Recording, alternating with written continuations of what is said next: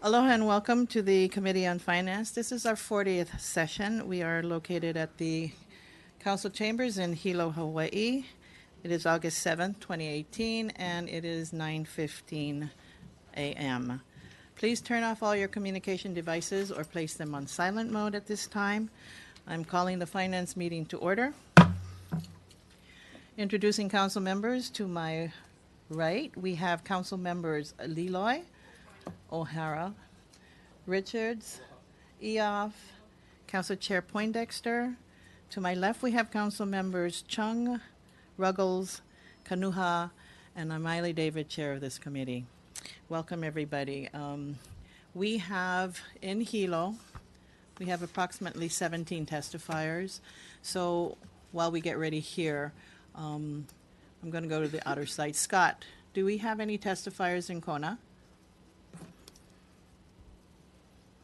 Oh, he's not there. Oh, all right, let's move to Waimea. Waimea?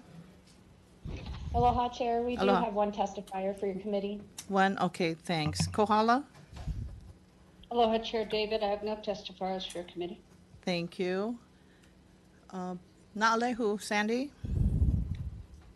Morning, Madam Chair. We have two testifiers for your committee. Thank you very much. And then Puna? Good morning, Chair. I believe I have 10 testifiers for your committee, but they're still getting organized and settled. Thank you very much. And I don't see any testifiers in Kona at this time. So what I want to do is pretty much take care of the outside sites first. So Waimea, can you go ahead with your testifier? And then I'm going to move to Naalehu's two testifiers. Thank you. Go ahead. Aloha, Chair. Today we have speaking in support of Resolution 650-18 is Scott Mahoney. Mahalo. Yeah. Aloha kako. My name is Scott Mahoney. I'm a member of the Royal Order of Kamehameha. I'm also on the Hawaii Island Burial Council. But most important, I am a descendant of the Hawaiians that fished and farmed and gathered in this proposed 2.3 miles of coastal development that they're trying to bring up. I want to thank Councilwoman David for bringing up the resolution 65018. To me, Waikapuna is a very, very special area. You know, I've been on there a number of times, and it has like salt ponds and freshwater springs and burial sites all over the place, house sites, you know, native plants and some rare and endangered bird life. But anyway, my point is, I think it's important to pass this resolution to negotiate the acquiring of these lands, because, you know, it's one way to keep Hawaii, and it'll give the people of Kau and Hawaii the opportunity to preserve and enjoy all the natural resources and cultural significance of these sites. Mahalo. Mahalo for your testimony. Then we move to Naalehu. Can you introduce your two testifiers and go ahead?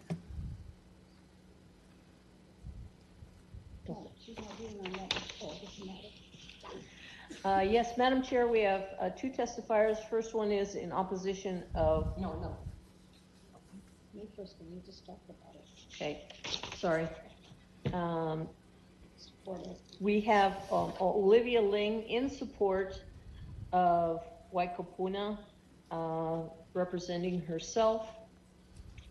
Please restate your name for the record, and you have 3 minutes. Good morning. My name is Olivia Sunyan Ling. I'm originally from Kalia, but I've been in Ka'u, Naalehu over 22 years. I support resolution 650-18 for the upon purchase for Waikapuna. I've been down there. As the last speaker said, it's beautiful, rare, precious jewel of Ka'u, you know, with lots of history with Mary Pukui, and he said mostly everything. But I also would like to say, I would like the county to be the fee holder of it so that the community may actually use it. I don't approve of the Kahakai Trail, Ala Kahakai Trail, but I do approve of county and community working for it. I also represent by proxy many members of the Ka'u Agroforestry Association, which is a little 5013 for whom we applied for stewardship last year, but everything was such a mess, we pulled out of that situation. And we have many members that are working today and couldn't be here, at least 5 or 6 or 7 or more, but not enough time to get it all together. That's about it. Mahalo. I hope Mahalo you for your can- testimony. Thank you. Go Oh, ahead. hello, Miley. Aloha. Next, we have Sandra Demerel, regarding Resolution 650.18, representing Daniels Ohana. Please restate your name, and you have 3 minutes. I'm Sandra Demerel, and I'm Miley. It's very nice to see you back. I'm sorry that you were off last week. Mahalo. But it's nice to see you here. Thank you. I would like to start out by asking why we're looking at this and we're not looking at a request that I submitted for an audit of the wastewater treatment plant.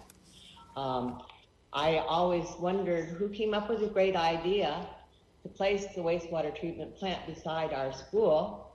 May I have that picture of, oh yes, we have it right here. There's a picture of Daniel, my great-grandson.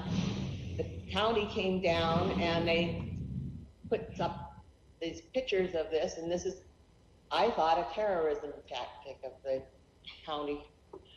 I'm very concerned because I've asked Sandy Shore to see the contracts and the invoices on this, and in fact, I have gotten nothing from her. She's given me some for Pahala, but I have not seen anything for Nalehu.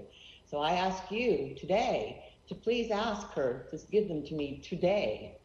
And then, now we have this deal that is a very, on the surface of it, I would be the greatest proponent of putting aside land for both cultural and for access. And I would normally do so, but this project, as you can see, surrounds, maybe you can show the second picture. This is what it looks like on our tax map. It surrounds where the proposed wastewater treatment plant was. So we ended up with, if you consider this, we're taking that possibility of moving the site to the, away from the school. You're taking a big piece of chunk of land off and putting it into open access. And without any dollars in the contract. I'm very concerned because we are building up liabilities here for the county. I really wish you would put the audit on the calendar or on your agenda so it can be considered, because I would say that the Kahumahi shows up numerous times on the map, on this map here. That map comes from the county's letter to the EPA showing the lands that they're considering. And you can see it's a huge chunk of land there that surrounds the site that's currently under consideration. So until that's resolved, until we have an opportunity to resolve where the wastewater treatment plant, if there is going to be a wastewater treatment plant, is located, please don't tie up the land that we could be using for it, because we do not want our school students to be terrorized any longer with this project. Thank you. Thank you very much. All right, let's move to Hilo. I want to call up Tommy Stark and Andy Andrews to come up to the table.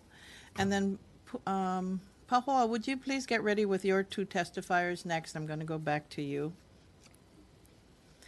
Good morning. Identify yourself for the record, and you have 3 minutes. I believe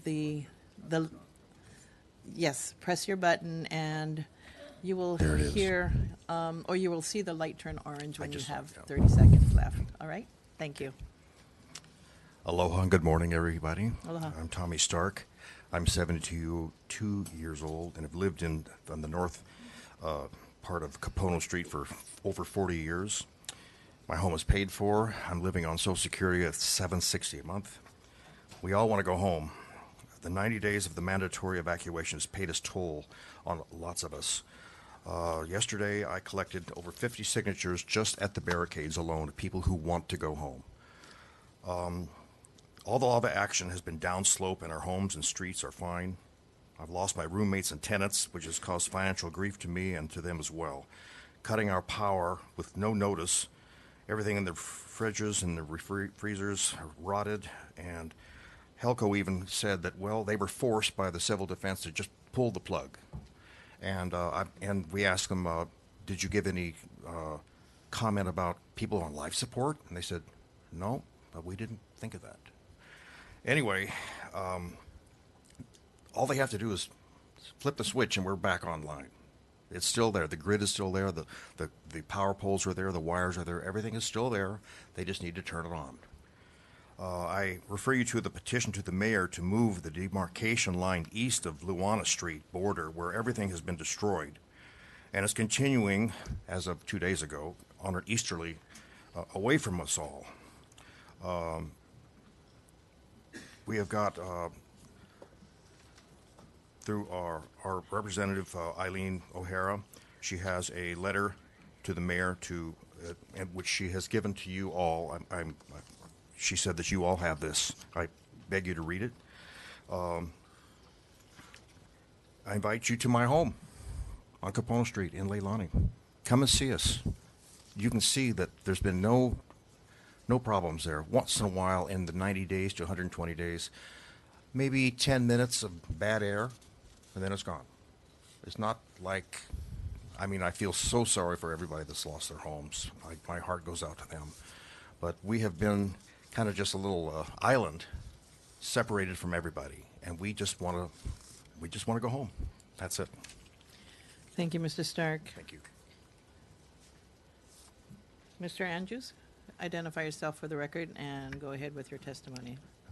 Hi, good morning, everybody. My name's Andy Andrews. My wife Pam and I have lived in own land and lived in Leilani Estates for 13 years. We retired there. There's going to be a bunch of people today who are going to be in the same position as Tommy, in that their homes are in this kind of a limbo.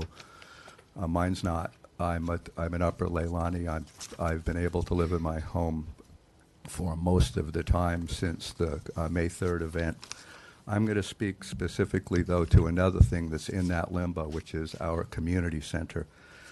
Leilani Estates is a really amazing community. We have a sense of friendship and caring and brother and sisterhood that I've never experienced anywhere in any other community in my entire life, and I've lived a lot of places.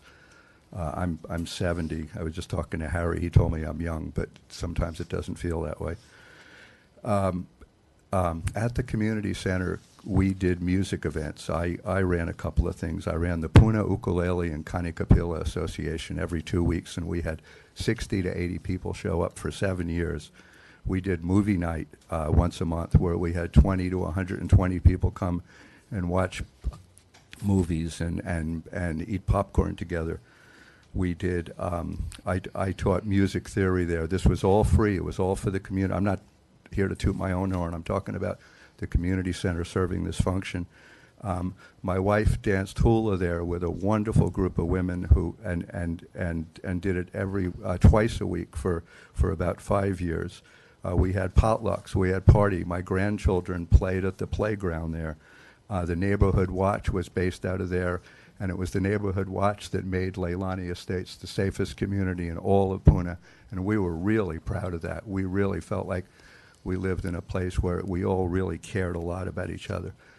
But the community center is more than a building. It's the center. It's the heart and soul. It's the pico of our community. Everything about our community made us feel good about that community center. As Tommy just said, there's no reason at all that that community center needs to be closed down anymore. I'm sure it was done with the best of intentions and not knowing what was going to happen, but we have 93 days now of, thankfully, our community center has been spared. The air has been good. The buildings are there. The only thing we're lacking is the right to go back there and the power, literally power, electricity to go back there. Reopening our community center would be a huge gesture for our community to feel like that we're back and that we're going to move ahead and that Leilani will be strong again and that Puna will be strong again, and that those of us who have grown to love this place and love everything about it could once again have this symbol and this place for us to gather and to be strong at and to come out of this event feeling really good about the fact that we came together. Thank you very much. Thank you so much for your testimony. And now, Pahua, can you call up your next two testifiers? But in the meantime, I want Gloria Turkovsky and Libby Pulelehua to come to the table. Pahua, go ahead. Thank you, Madam Chair. I'm starting with Mr. Elliot Rosen. Where do I look? Which direction? Oh, the camera's right there. Okay. My name is Elliot Rosen. I've been a Leilani resident since 2000. I live on Moka Street, which is one street below the easternmost barricade. I'd like to just build on what the last two testifiers have said, in the sense of that I think that in this whole issue, science and safety should be the issue. I've been assured in speaking to several of the USGS people that lava does not flow against gravity, that the lava sheds of the more active, let's say the active fissures 10 and 9, which are near Leilani, the lava shed would be going southward. The SO2 levels, based on me speaking to civil defense, has been up and down times, but in the safe zone for a long time.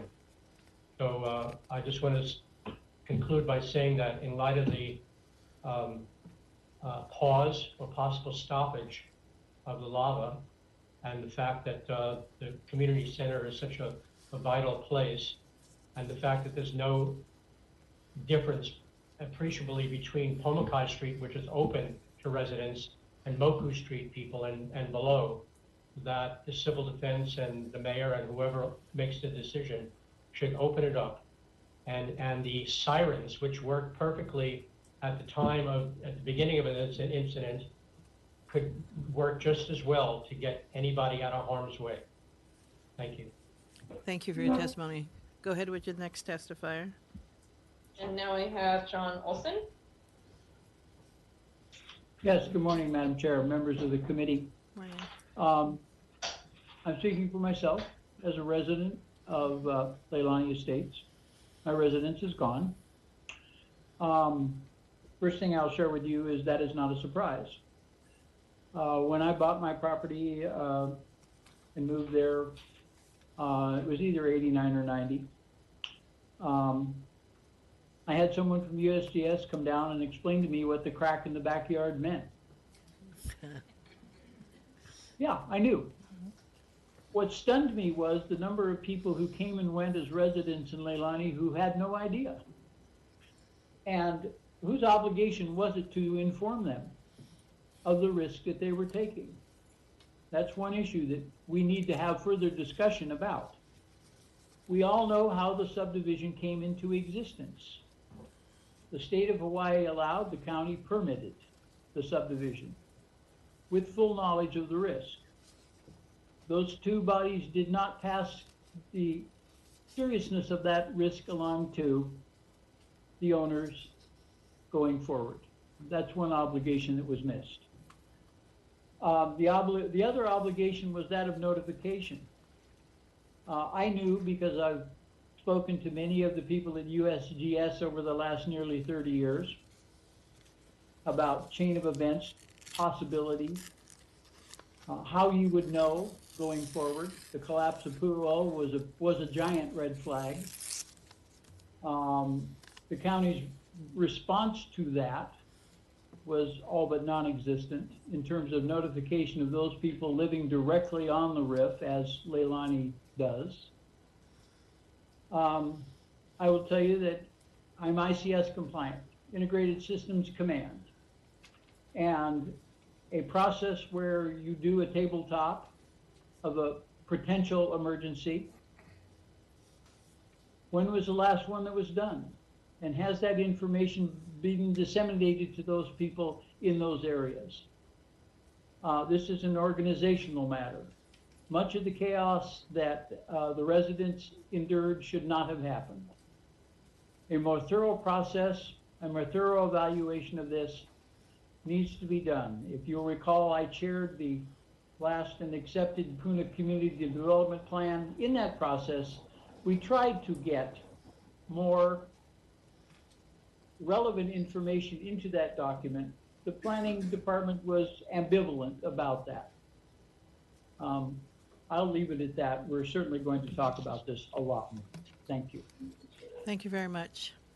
And we come back to Hilo. Ms. Turkowski? Yes. Identify yourself and... My name is Gloria Turkowski.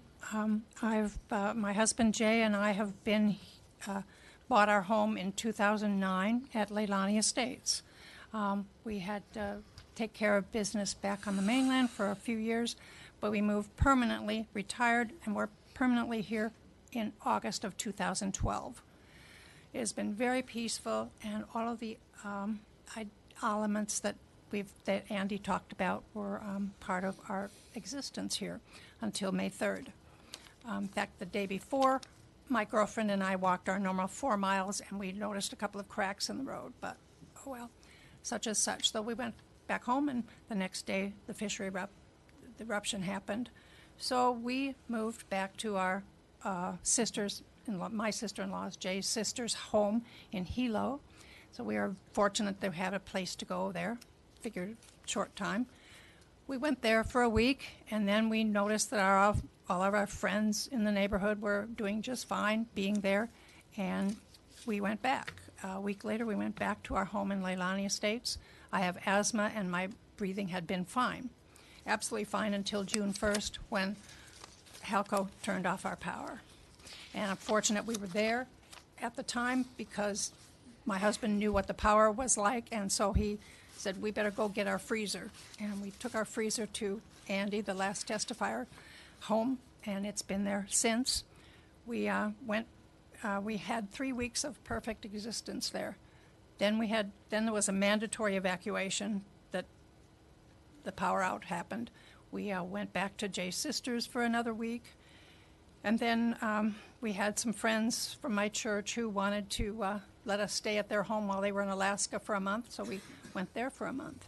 And then we had another friend who was also on vacation, and that was Andy there, who said that we could stay at their home even after they got back from vacation. So we've been at their home for another month. We want to move back to the home. We think it's perfectly safe for us, and I've been an asthmatic for a long time, and the air is fine. We have been every day for the last 2 weeks moving a container in case we have to move a sixth time to a home that we just purchased in Ainaloa. So we're packing a container every day, and we sit in that air every day.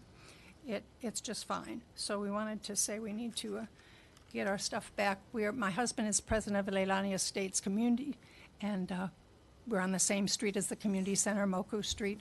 So we also have a benefit to see what can be accomplished there. That's all. Thank you. Mahalo for your testimony. Ms. Pulelehua, go ahead, identify yourself for the record.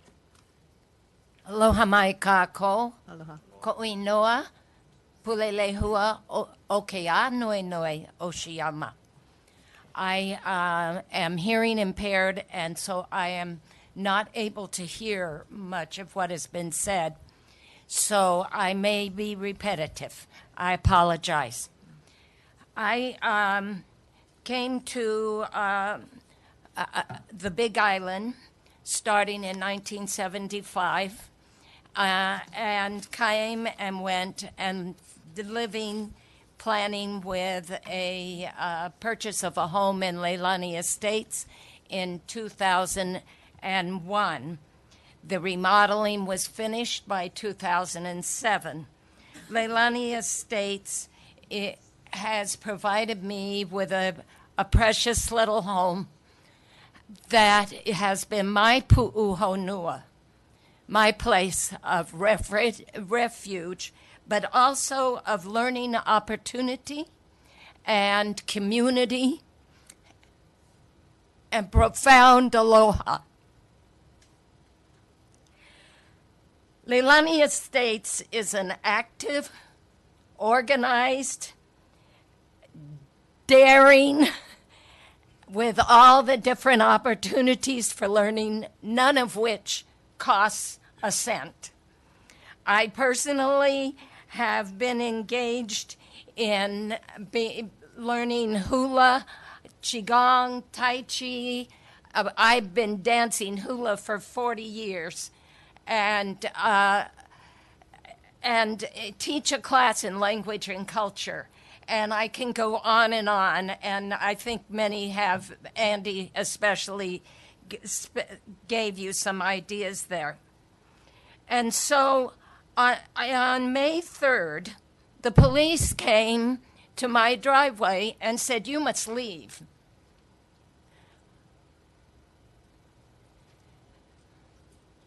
Seven cats, a house full of 100 years of memories, 1,000 books, artifacts from all over the Pacific and the world. And they want me to leave now and leave it all. And so I did. I cooperated. On May 4th and 5th, we find out that we can still go back, but they wouldn't let us back.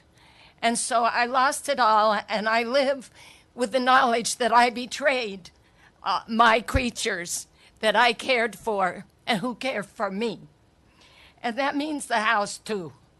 And so I want to say that, yes, I understand the people who implemented those. The people who should be a part of implementation, decision-making, assessing, and finally playing the part should be the people of Leilani Estates. They have the skills, the knowledge, the aloha, and this is what keeps us alive, is that, the aloha that prevails there, the determination.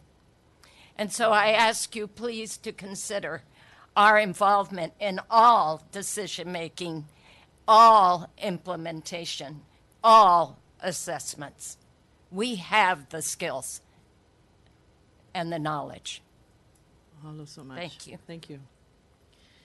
Pahoa, go ahead with your testimony, and I'd like to ask the audience to refrain from clapping, please. Thank you. Pahoa? Thank you, Madam Chair. I have Jay Turkowski here. Good morning, Council. Good My name morning. is Jay Turkowski. I sit before you as president of the Leilani Community Association. I also want to thank specifically Eileen for all she's done in trying to help us. The issue I want to address this morning is a disaster preparedness plan, which we worked out as a committee in cooperation with a civil defense representative about 3 to 4 years ago. We met a number of times. We covered what disasters Leilani could face, which ones they wouldn't. We developed how we would respond to each particular disaster. This bounced back and forth and became about, as I recall, 32 or 34-page document. It employed the use of Neighborhood Watch and our CERT team, created a chain of command should any event happen, and that chain may vary based upon the particular disaster. This plan was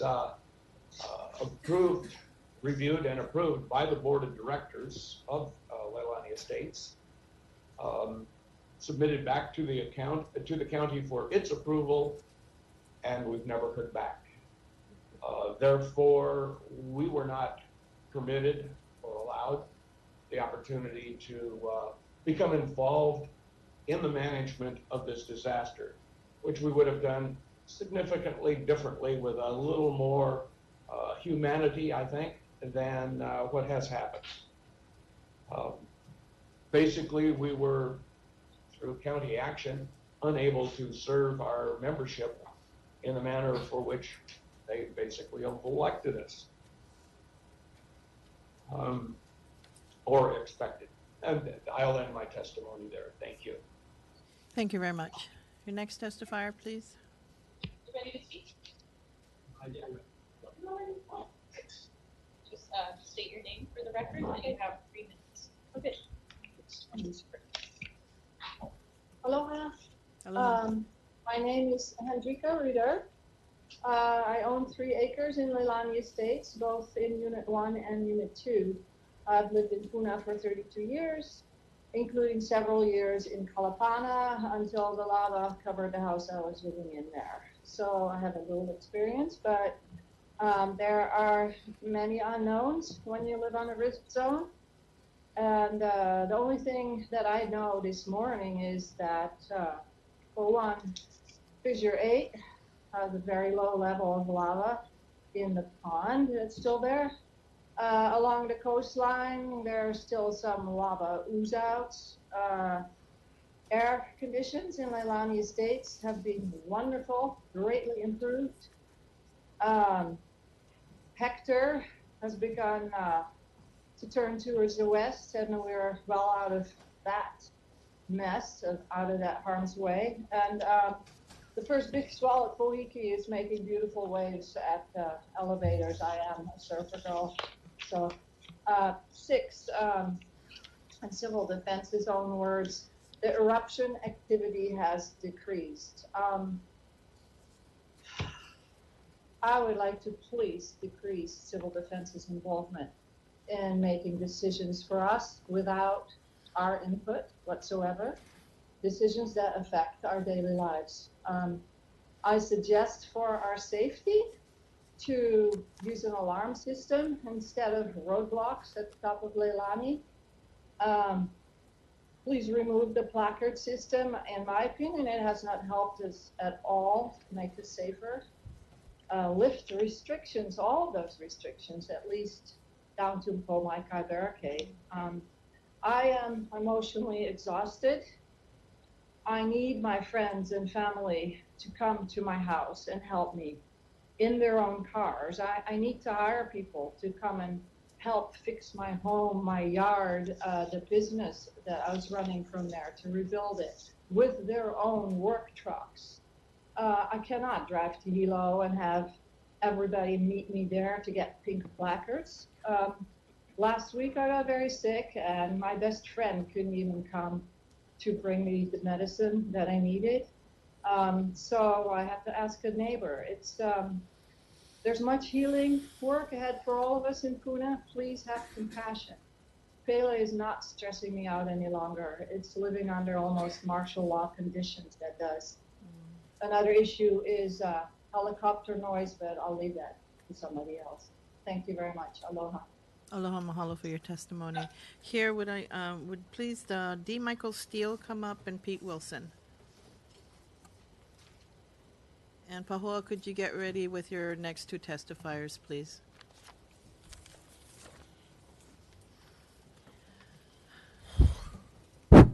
Sorry. Identify yourself for the record. You I have am 3 Michael minutes. Steele. Thank you. Unlike many of my neighbors, I moved in October of 2017, so I'm not as long-lived, but I am as passionate about the impacts that civil defense has had on us. I will not repeat what you've heard because that was very clear and very passionate. I will add a 3-hour wait in my car on the day that I learned from social media that I could go in to see my house 4 days after the first evacuation. A 3-hour wait on Route 130, not knowing if I were able to get in there or not. On an 81-degree day, and I was not the only one when I left. There was the same long line of cars waiting to go in. That's an example of what we've had to put up with. Constantly being asked for name, address, phone, car license, show your license, when the officials there at the barricades did not know who we are. The placard system, I agree, has been awful. In my opinion, the mayor, the governor, civil defense clearly believe that homeowners are either not intelligent enough or not capable enough to determine our own safety. The mayor has decided a situation is not safe for us. Why is that? Clearly, we must not be able to do that for ourselves. Ladies and gentlemen, I'm 62. At least 40 years ago, I proved to my parents that they could no longer make my life decisions. Unfortunately, these officials tell me I cannot, because they're saying I cannot go back to my home without their permission, without asking, without getting that key unlocked. I wish my parents were alive today to witness my new parents and my new nannies making these life decisions for me. Would you like the mayor making your life decisions for you? Thank you. Hello. Mr. Wilson, go ahead. You have 3 minutes. Press that button. I think it's on. Okay. My name's Pete Wilson. I'm 72 years old, and Bring I've the been mic- making... bring the mic- Closer? Yeah. Okay. There you go. I've been making decisions about the same length of time as him. But people don't think we can make decisions. The point's been made. My wife and I came here for a vacation. Before we had left, 2 weeks later, we bought our first piece of land in Leilani. It's at the juncture, it's on Kahukai between Moku and Kapono, and it's a very lucky position. We are very blessed in having chosen that space because there has never, ever been an air quality issue. My wife has never even opened her SO2 mask, which we were luckily able to get. And we don't have any tephra. We don't have any Pele's hair. It blows from the east to the west. We're in a position, unlike a lot of people, where there is no issue of that nature. So in 2012, we moved here to build a house, the house that we planned to die in, if everything worked out the way we planned. But on May 3rd, Civil Defense told everyone in Leilani to evacuate. We decided that we were adult enough to figure out what to do. We didn't leave. 7 to 10 days after that date, we were finally allowed to leave Leilani Estates. Prior to that, we were essentially locked in Leilani. If we left, we could never come back in. Then they allowed us out, but we had a curfew. A curfew. 72-year-old people don't have to usually pay attention to curfews. We had to be in before 6 o'clock, and if we left, we could not leave before 7 o'clock in the morning. That wouldn't allow us to get to any of the meetings regarding what was happening in our area. No other development in Puna has been constrained as Leilani has by the civil authorities. None. On May 28th, residents of Leilani convened at the Leilani Community Association to sign a petition requesting that the curfew be lifted. We had arranged to have the signing start at 5 o'clock. At 5:10, 6 police cars with sirens blaring, bubblegum machines moving. The officers were unidentifiable because they were wearing SO2 masks and covering their nameplates were being covered. And they said there was an SO2 situation. There was none. Check the records. It was a total fabrication as far as I'm concerned. And they were attempting to use shock and awe to disrupt a legal, peaceful public gathering at the community association. With no notification on May 25th, the electric power was turned off at my location. 3 days later, cable went. Thank you. Can you please summarize? Excuse me? Can you please summarize your statement, if you can? All I'm saying is it's bad enough to being in the midst of a natural disaster, but when the civil authorities make it worse by their actions, by their disinformation, their misinformation, especially concerning air quality, by their inconsistency in enforcement of their own protocols, by their threats of physical incarceration for going to our homes or being on our streets, the angst, the emotional disruption, the financial dislocation, all contribute to an inability to cognitively and emotionally function. I've experienced it. Most of these people have experienced it. Thank you. The actions of the civil authorities have been peremptory, mismanaged, with unintended consequences. There's been no overall plan for this disaster, and I do not know why these people were hired to deal with an emergency management situation. Thank you for your time, and I want to thank Eileen O'Hara for enabling us to actually have a voice. Thank you very much. Before I call the next two testifiers, could I please call up Jeffrey Foster and Tiffany Edwards Hunt, and then I'm going to go to Pahoa for your next two testifiers. And Mr. Clerk, could you, in timing, could you, to assist our testifiers, could you ring our bell at 30 seconds left, because then they can have their time to summarize. Thank you. Mahalo. Pahoa, go ahead with your next two testifiers, please. Mahalo, Madam Chair. I had some change their minds, so I'm done with testifiers for this committee. Oh, thank you very much. All right, and mahalo, Pahoa, for your testimony.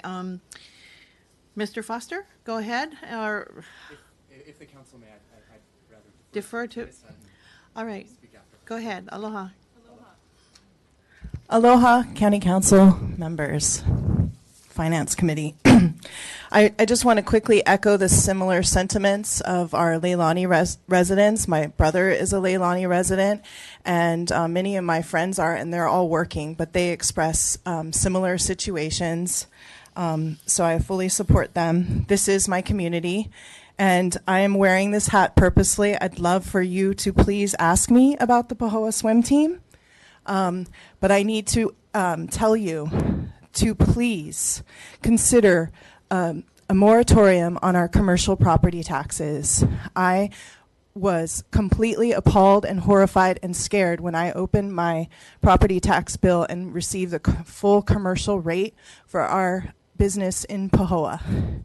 I need to tell you that I have seen our business go from 60% loss to 80% loss, and now for July, 90% loss. I brought these Puna Strong hats because this is all I'm selling, okay? I don't sell anything else but Puna Strong, and I have a full inventory. Please, I'll show you what I have in my Pahoa store. There's no business in Pahoa, and people who think there is business, they can go to Kaleo's and enjoy the evening and the romanticism of Kaleo's and the glow. But there's other restaurant, at least one owner here that's going to testify about the reality, okay? I have to sell 400 Puna Strong hats in order to pay my property tax bill. I brought the swim cap and the goggles to show you that I can't sell them because we don't have a pool that's open. Please, when you go into your discussion, call me back up so I can tell you more about the Pahoa swim team. But I need to tell you about the commerce in Pahoa and the fact that I don't have time to walk the street and get everybody on board, and everyone is in survival mode. So they don't have time to come here. Main Street Pahoa, unfortunately, they didn't plan it properly. They were having their meeting just at the same time as you. But Russell Ruderman of Island Naturals, Matt Purvis of Tin Shack Bakery, George Ostmiller, who rents to Growers Supply, Sandra Baker, who's in the audience, who rents space for her Stratos New York Pizza, Nancy DeMello of Habitat Tattoo. Those are the people who I have gotten commitments from, who support me in asking you to please consider giving us a break on our taxes while we're struggling to even pay I have vendors who are wondering what's up. Chase MasterCard, it's a nightmare, and I'll spare you from crying and whining. This is just reality, and I lost my business as soon as the beach park was closed, and that was before it was taken by the lava or that any of the access was taken. And surfers were ticketed. Nobody was encouraged to even go past the barriers. So it's very grim in Pahoa, and I can't believe that we're being expected to pay the full bill. Thank you very much, Tiffany. Mr. Foster, go ahead. Councilperson David. Thank you. Council members. Press your, yes. Councilmember David, council members, First of all, my name is Jeffrey Foster. I'm an attorney here on the Big Island in Kealakekua, but I'm not here as an attorney today. I'm here to support my friend Tiffany and the members of the Pahoa business community who I've spent a fair amount of time with recently and had an opportunity to hear some of the struggles that they're dealing with. And unfortunately, those struggles are not just for the business owners. Those struggles will be all of our struggles if we don't do something to help them. Property taxes, any additional anything that the council can do to help the business owners, the real property owners, and the community in Pahoa who unfortunately now, from what I understand, commerce has moved to Kea'au and to Hilo, and the business owners in Pahoa are left to essentially fend for themselves at this point.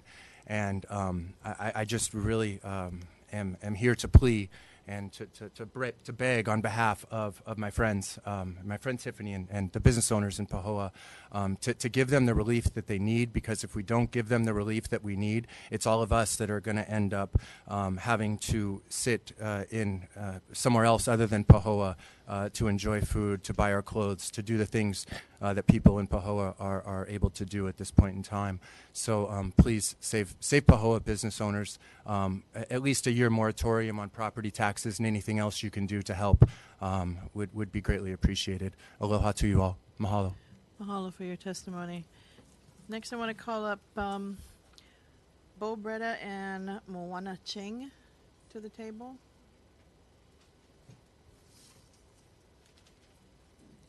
And could Deborah Chang and Thomas Ye get ready next? You'll be called up next.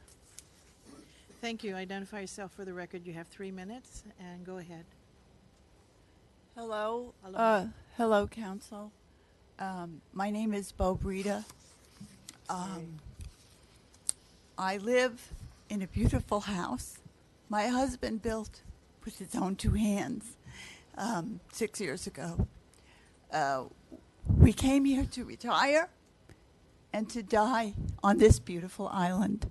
We used to come here on vacation, and it was so lovely every time we came that we bought land. We have been a victim of a political move. The concrete barrier on Pomakai, which now prevents us from going to our house, was placed by civil defense in order to stop the people in Leilani from going to their community center and holding on to their feelings for the land. They wanted to demoralize us. They shut off the electricity. They shut off the internet. There was no reason up there.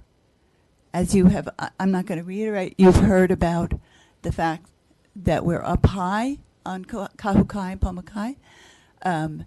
The lava is going down to the sea. It's not coming up. The air is fine. Very little Pele's here and other matter because of the prevailing winds. We are victims of a political move. I'm not going to reiterate the rumors, which you have probably all heard, about our fears, our anxieties about the county wanting to steal our land. We received letters telling us that our homes are worth nothing and that we have no home taxes to pay because our homes are worth nothing. Just imagine if you received a letter like that in Hilo. How would you feel?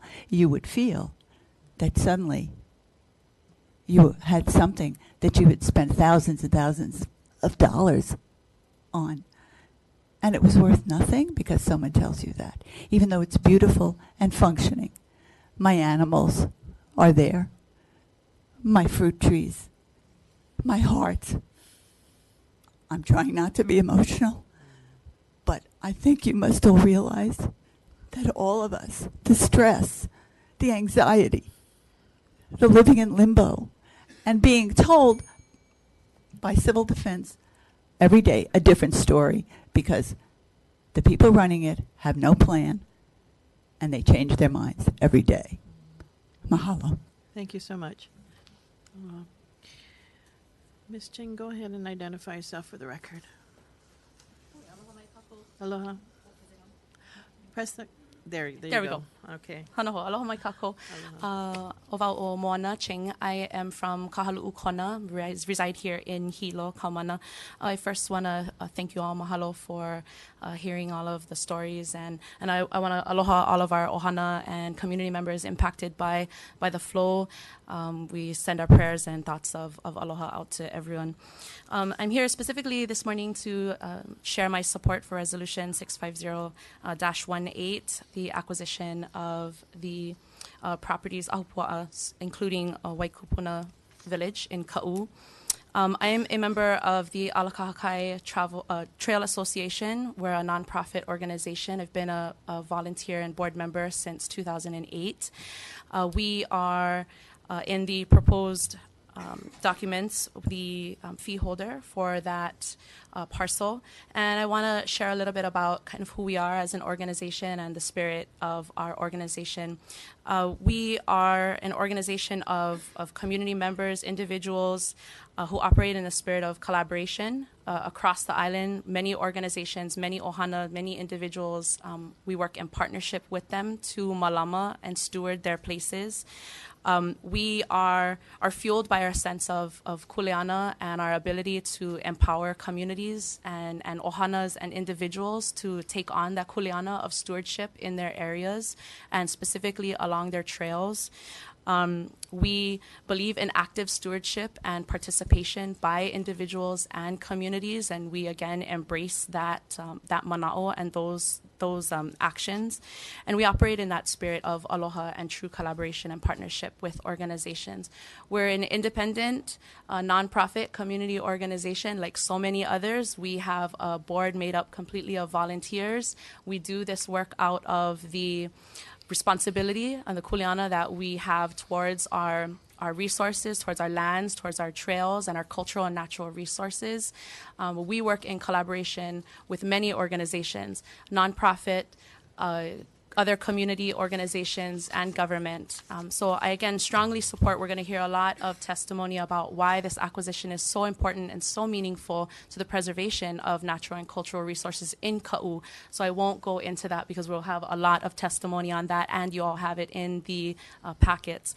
I just want to express the aloha that I have for the ATA, the organization that you'll become more familiar with, and again, express our love and our aloha and our kuleana for this work as an ATA board member. Mahalo nui.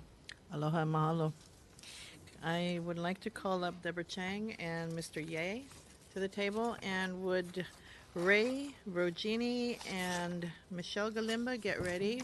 You'll be the next two testifiers. Good morning. Aloha, Chair and members of the County Council Finance Committee. Mahalo for introducing this resolution. I'm here to speak in support of Resolution 650-18. Deborah, please state your name. My name is Deborah Chang. Thank you. I'm a resident of Pa'awilo, Mauka, and one of the newest members of the Alakahakai Trail Association that you have just heard more about. Resolution 650-18 does a wonderful job of going through the characteristics that make the so-called Waikupuna property so unique and irreplaceable. So I won't repeat that. However, its cultural and historic heritage and scientific, natural, and recreational values are at risk should it remain in private ownership. The present landowners intend to transform it into a subdivided modern development should public acquisition fail. For the past 2 years, the Alakahakai Trail Association has been advocating with many others for the public purchase of the Waikupuna property. The state's Legacy Land Conservation Fund has pledged $2 million toward a purchase, and the Hawaii County's Public Access, Open Space, and Natural Resources Preservation PONC Commission has highly recommended use of that fund for its acquisition. County of Hawaii assistance is critical. to successfully conserving Waikapuna in perpetuity. Should the Waikapuna property be acquired, ATA is willing, the Alakahakai Trail Association is willing to accept the kuleana of collaborative stewardship of the property in Ka'u. In keeping with our mission, we strive to communicate and cooperate with the many stakeholders who want to be involved in community management of historic Hawaiian trails while preserving and protecting sensitive resources nearby. To date, we have been most active in the Kona and Kohala districts. I conclude again asking that you please support this resolution, which asks the County Director of Finance to pursue a range of funding mechanisms to protect this beloved part of our island. Mahalo. Mahalo nui. Good morning, Mr. Ye. Go ahead. Good morning, aloha. Good morning, Madam Chair and members of the committee. I'm here as a counsel for Ka'umahi LLC, which owns the lands at Waikapuna, and I'm also speaking in support of this resolution. Just a little bit of background. Ka'umahi is an entity that is largely owned by a mainland entity that really specializes in agricultural and forestry lands. When I was initially retained to assist them, we came to this property with approximately 22 pre-existing lots of record. The idea, in recognition of the significance of this area, particularly along the coastline area, was to create a large lot on the Makai Third and create ag lots on the Amauka side. Consistent with that being part of the community, Ka'umahi has also been working on doing a PUD subdivision for the coffee farmers at Mo'aula. And then TPL, or Trust for Public Lands, came along, and the client felt that it was really a significant step towards being part of the community to create this preservation area. TPL brings with it, along with the Alakai Trail Association, a pretty good wealth of background and experience in doing these kinds of projects. So basically right now we're in an option where the option has to be exercised by September 30. So the timeline is kind of short. The owner wants to continue with TPL. Obviously, if there is no acquisition, it needs to move to this alternative plan. Really is not preferring to do that, but I think at this juncture, if the funding proceeds forward as has been proposed, I think it's a great win for the community. You know, as a community member myself, we've seen a loss of tremendous ocean resources and recreational areas in the Puna area. I think the county at this juncture really has an opportunity to take that next step, look at other lands, and provide those opportunities to the public. So, having said that, we're in support. If there are any questions, happy to answer them now or at the full council meeting. So, thank you. Thank you very much for your testimony. And Mr. Brogini and Ms. Kalimba. Thank you. Hi. Identify yourself for the record. My name is Ray Brogini, and I'm a member of the Alakahakai Trail Association Board since 2004. I'm here to be in favor of the Resolution 650-18 in terms of what we just heard, in terms of the Waikapuna acquisition of lands, and just to talk briefly a little bit about some of the things that Alakahakai does so that you could understand why it would be in the best interest of our organization and the community to pursue the issue. One of the things that we did recently was we were approached by the Nature Conservancy to partner in a coastal use and nearshore fisheries survey project at Makalabena Beach. The adjacent landowner, Kamehameha Schools, was interested in understanding the kinds of activities occurring at the site and the condition of the nearshore sources. And so we did go into a partnership with the Nature Conservancy and provided some students to do these fishery studies, both talking to fishermen and what they caught and when they caught it, to try to understand the nature of the health of the system. And it turned out to be just a wonderful experience for the graduated students who were doing it. We participated with one of our partners, NPS, in the Kehola Restoration Pond project some years ago.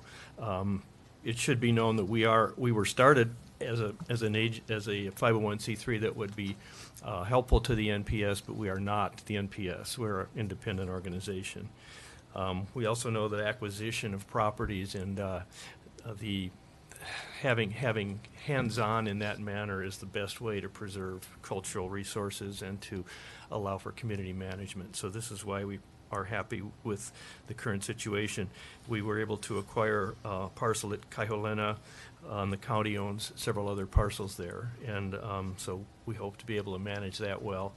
We were donated 100 acres at Ki'ilai by a developer recently who really couldn't develop them because he had already developed some adjacent lands, but the sites and the various historic structures and archaeology of the area is so intense that he felt that it would be better to put it in the hands of a nonprofit. So we're very fortunate to do that.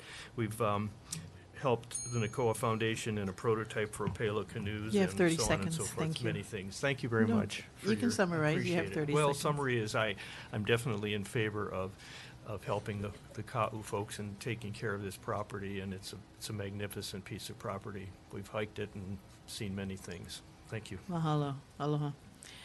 Go ahead, Michelle. Identify yourself for the record.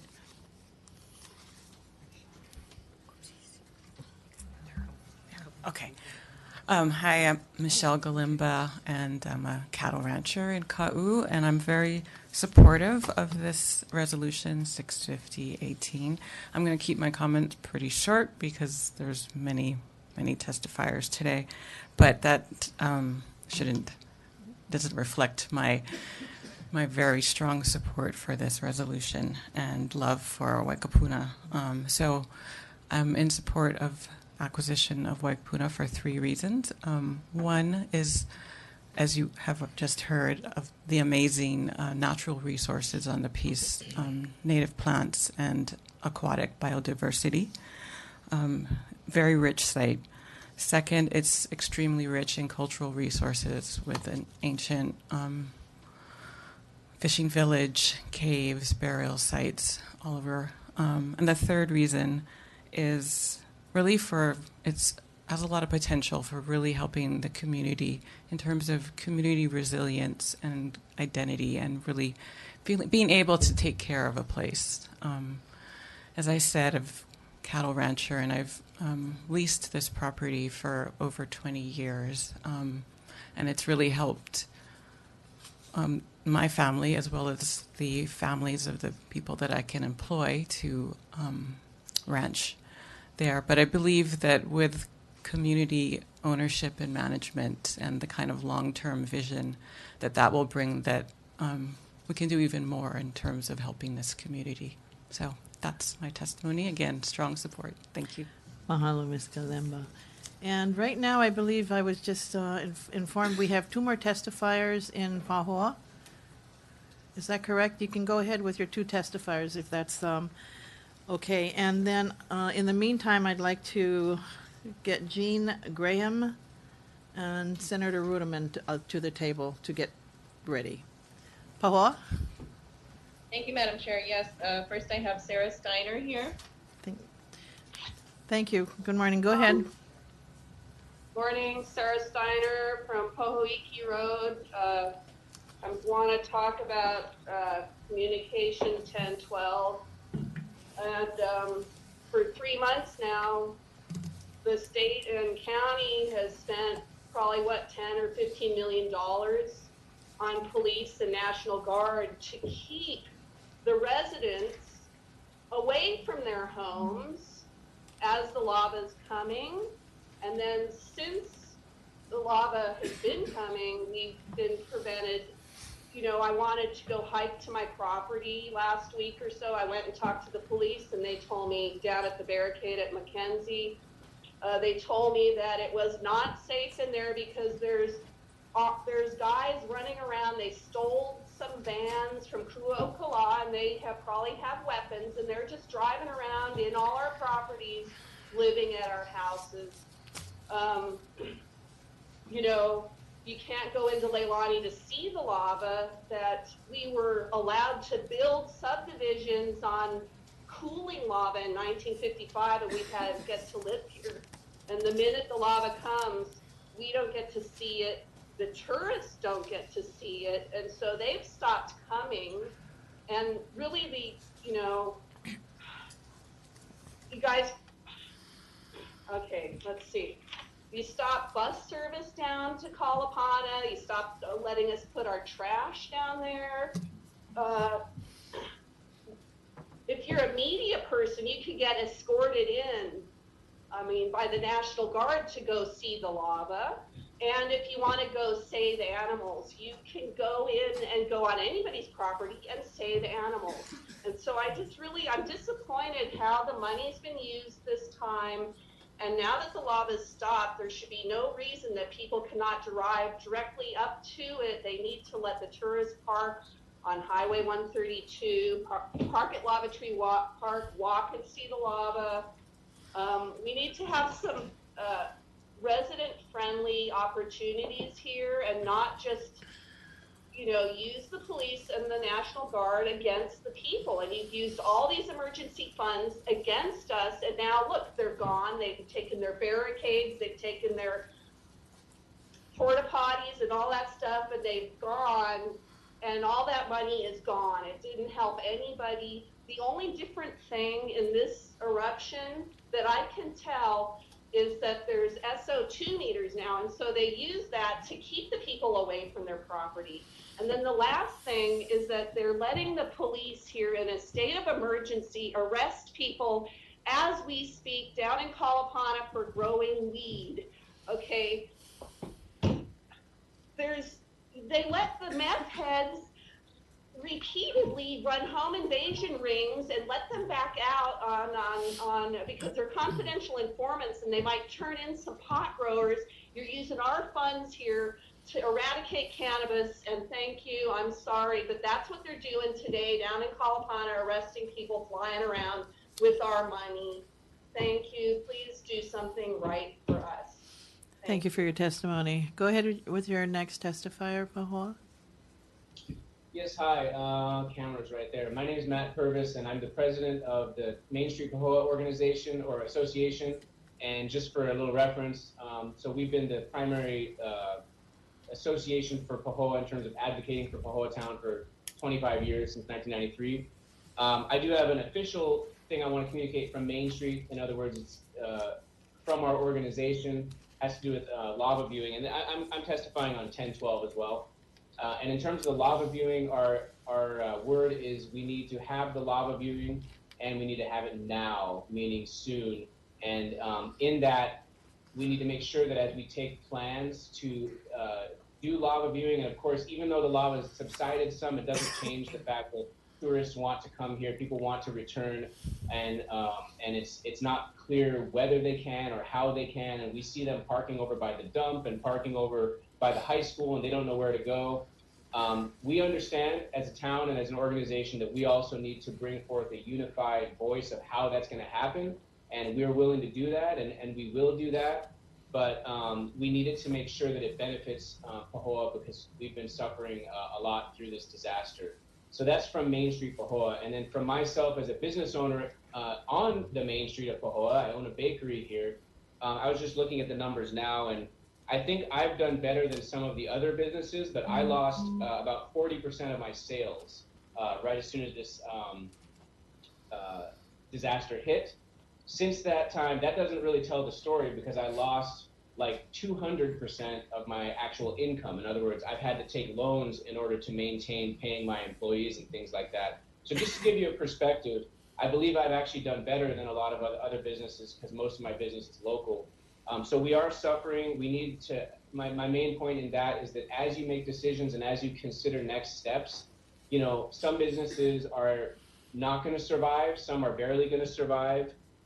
We need you to make sure you're considering us in the decisions that you make about lava viewing, about tourism in general, and we'll do our part to have a unified voice as to what that looks like. So when you hear our council people when you hear even our state reps and when you hear organizations like Main Street Pahoa speaking, please take it very seriously that it's the voices of the people who live here and who are going through this, and take those voices very seriously, as we need to have a seat at the table for that. And I feel to some extent that hasn't happened. I sympathize that many people in this disaster are doing jobs that they weren't normally doing or they're not trained for. I understand all of that. I do also want to mention that the DLNR ticketing and things like that really did spiral way out of control, to where people are getting ticketed for being on their own property, for standing on their own roads. That's crazy. I think that there should be like a blanket way for people to not even have to show up to court for that. This is me speaking personally. I believe that's mostly what I want to say. Take seriously what Councilwoman O'Hara and Jen Ruggles and whoever comes in has to say, because they're speaking on our behalf and we are speaking to them. That's basically it. Thank you. Mahalo for your testimony. Pahoa, is that all you have out in your district for testifiers? I believe so, Chair. Thank you. They were having a meeting next door, so these constituents are. I see. So Mahalo. we appreciate that. Okay, thank you. Ms. Graham, identify yourself, put your mic on, and identify yourself for the record. You have 3 minutes. Jean Graham. I'm going to Thank you. talk fast. No, you don't have to. Okay, we're hearing from some of the businesses in Pahoa how much it's suffering because of the lava flow. I will tell you there is one group that is not suffering and is profiting mightily from our tragedy, and that's the helicopter tour industry. They do it at the expense of residents. They pay nothing to us, and here's how they pay nothing. While we are paying excise taxes and state taxes, helicopter companies, you might know, are exempt from having to pay the excise tax, which is 4.5%, and does make up 45% of Hawaii's taxable income, which is the biggest segment of taxable income.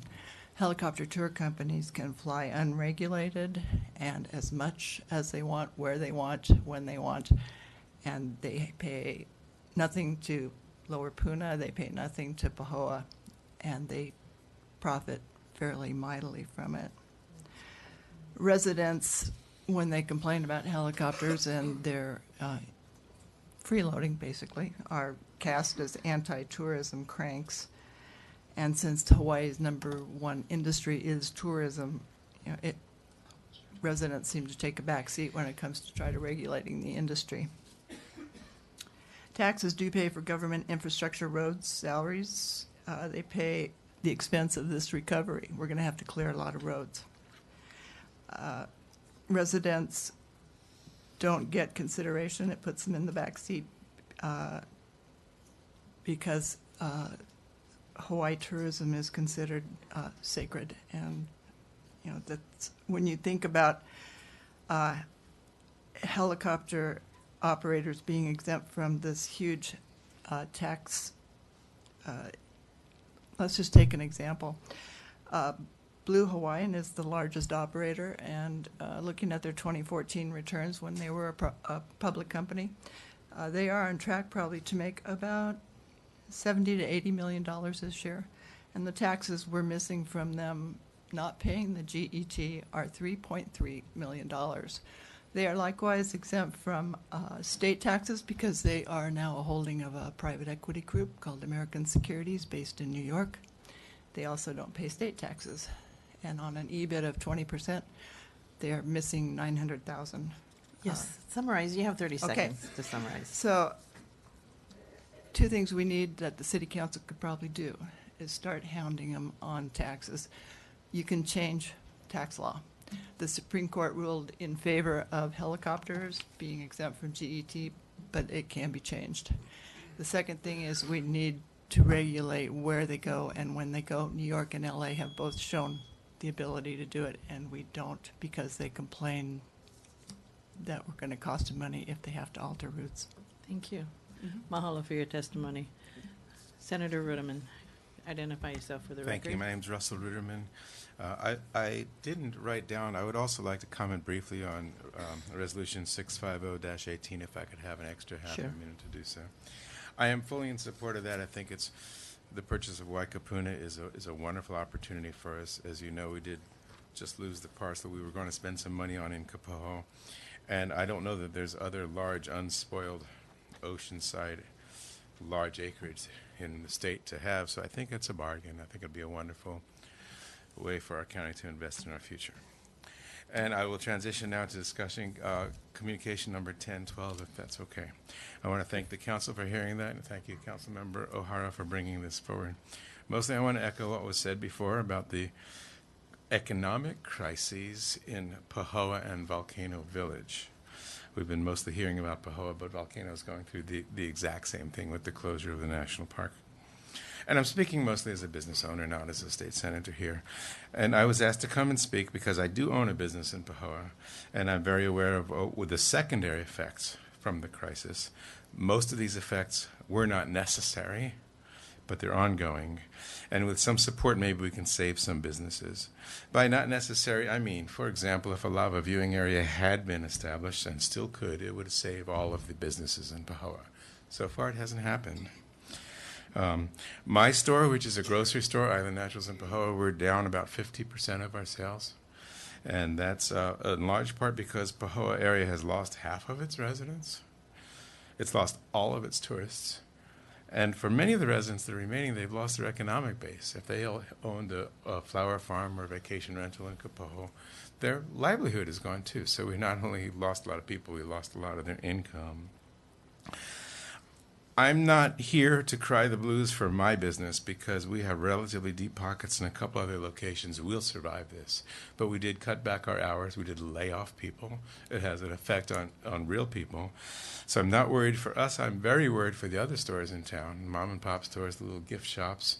If my grocery store is down 50%, I can only imagine what a gift shop is down. And I don't think we want to lose our towns, the economic and the livelihood that those towns bring. Let me also take a moment, please, to echo what some people have said about the treatment of the people in Leilani in particular and in evacuated areas. You know, we've been kept physically safe, but we have not taken care of the people that were affected by it. There was great needs, there's urgent needs, and they're all unmet needs at this point. I understand the need to keep people safe. You know, there's perhaps a spectrum from safety over on one side and freedom on the other side. And we have chosen to be almost completely on safety side, and maybe that's a defendable position. So while I understand that, I do not understand the rude, insensitive, and even cruel treatment of our people. The people on their own property in their time of crisis have been treated in ways that you can't believe. And now I am speaking of a senator because I hear these stories all the time. They call me and complain. I can't do much about it. Usually it's civil defense and doe care. I think that our Hawaii County Police have been admirable. But I've heard terrible stories about doe care and civil defense, and I think that's unnecessary. I will summarize. Thank you very much.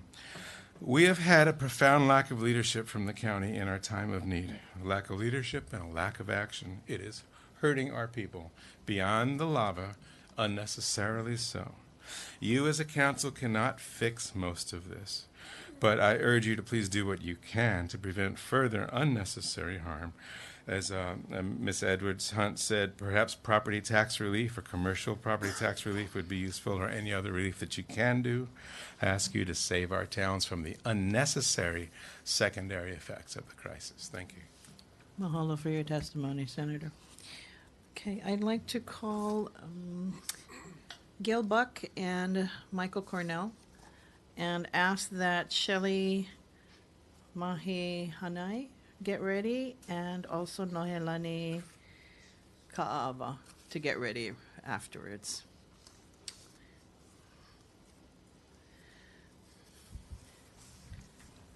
Thank you very much. Identify yourself for the record, and you have 3 minutes. Good morning. My Good name morning. is Gail Buck.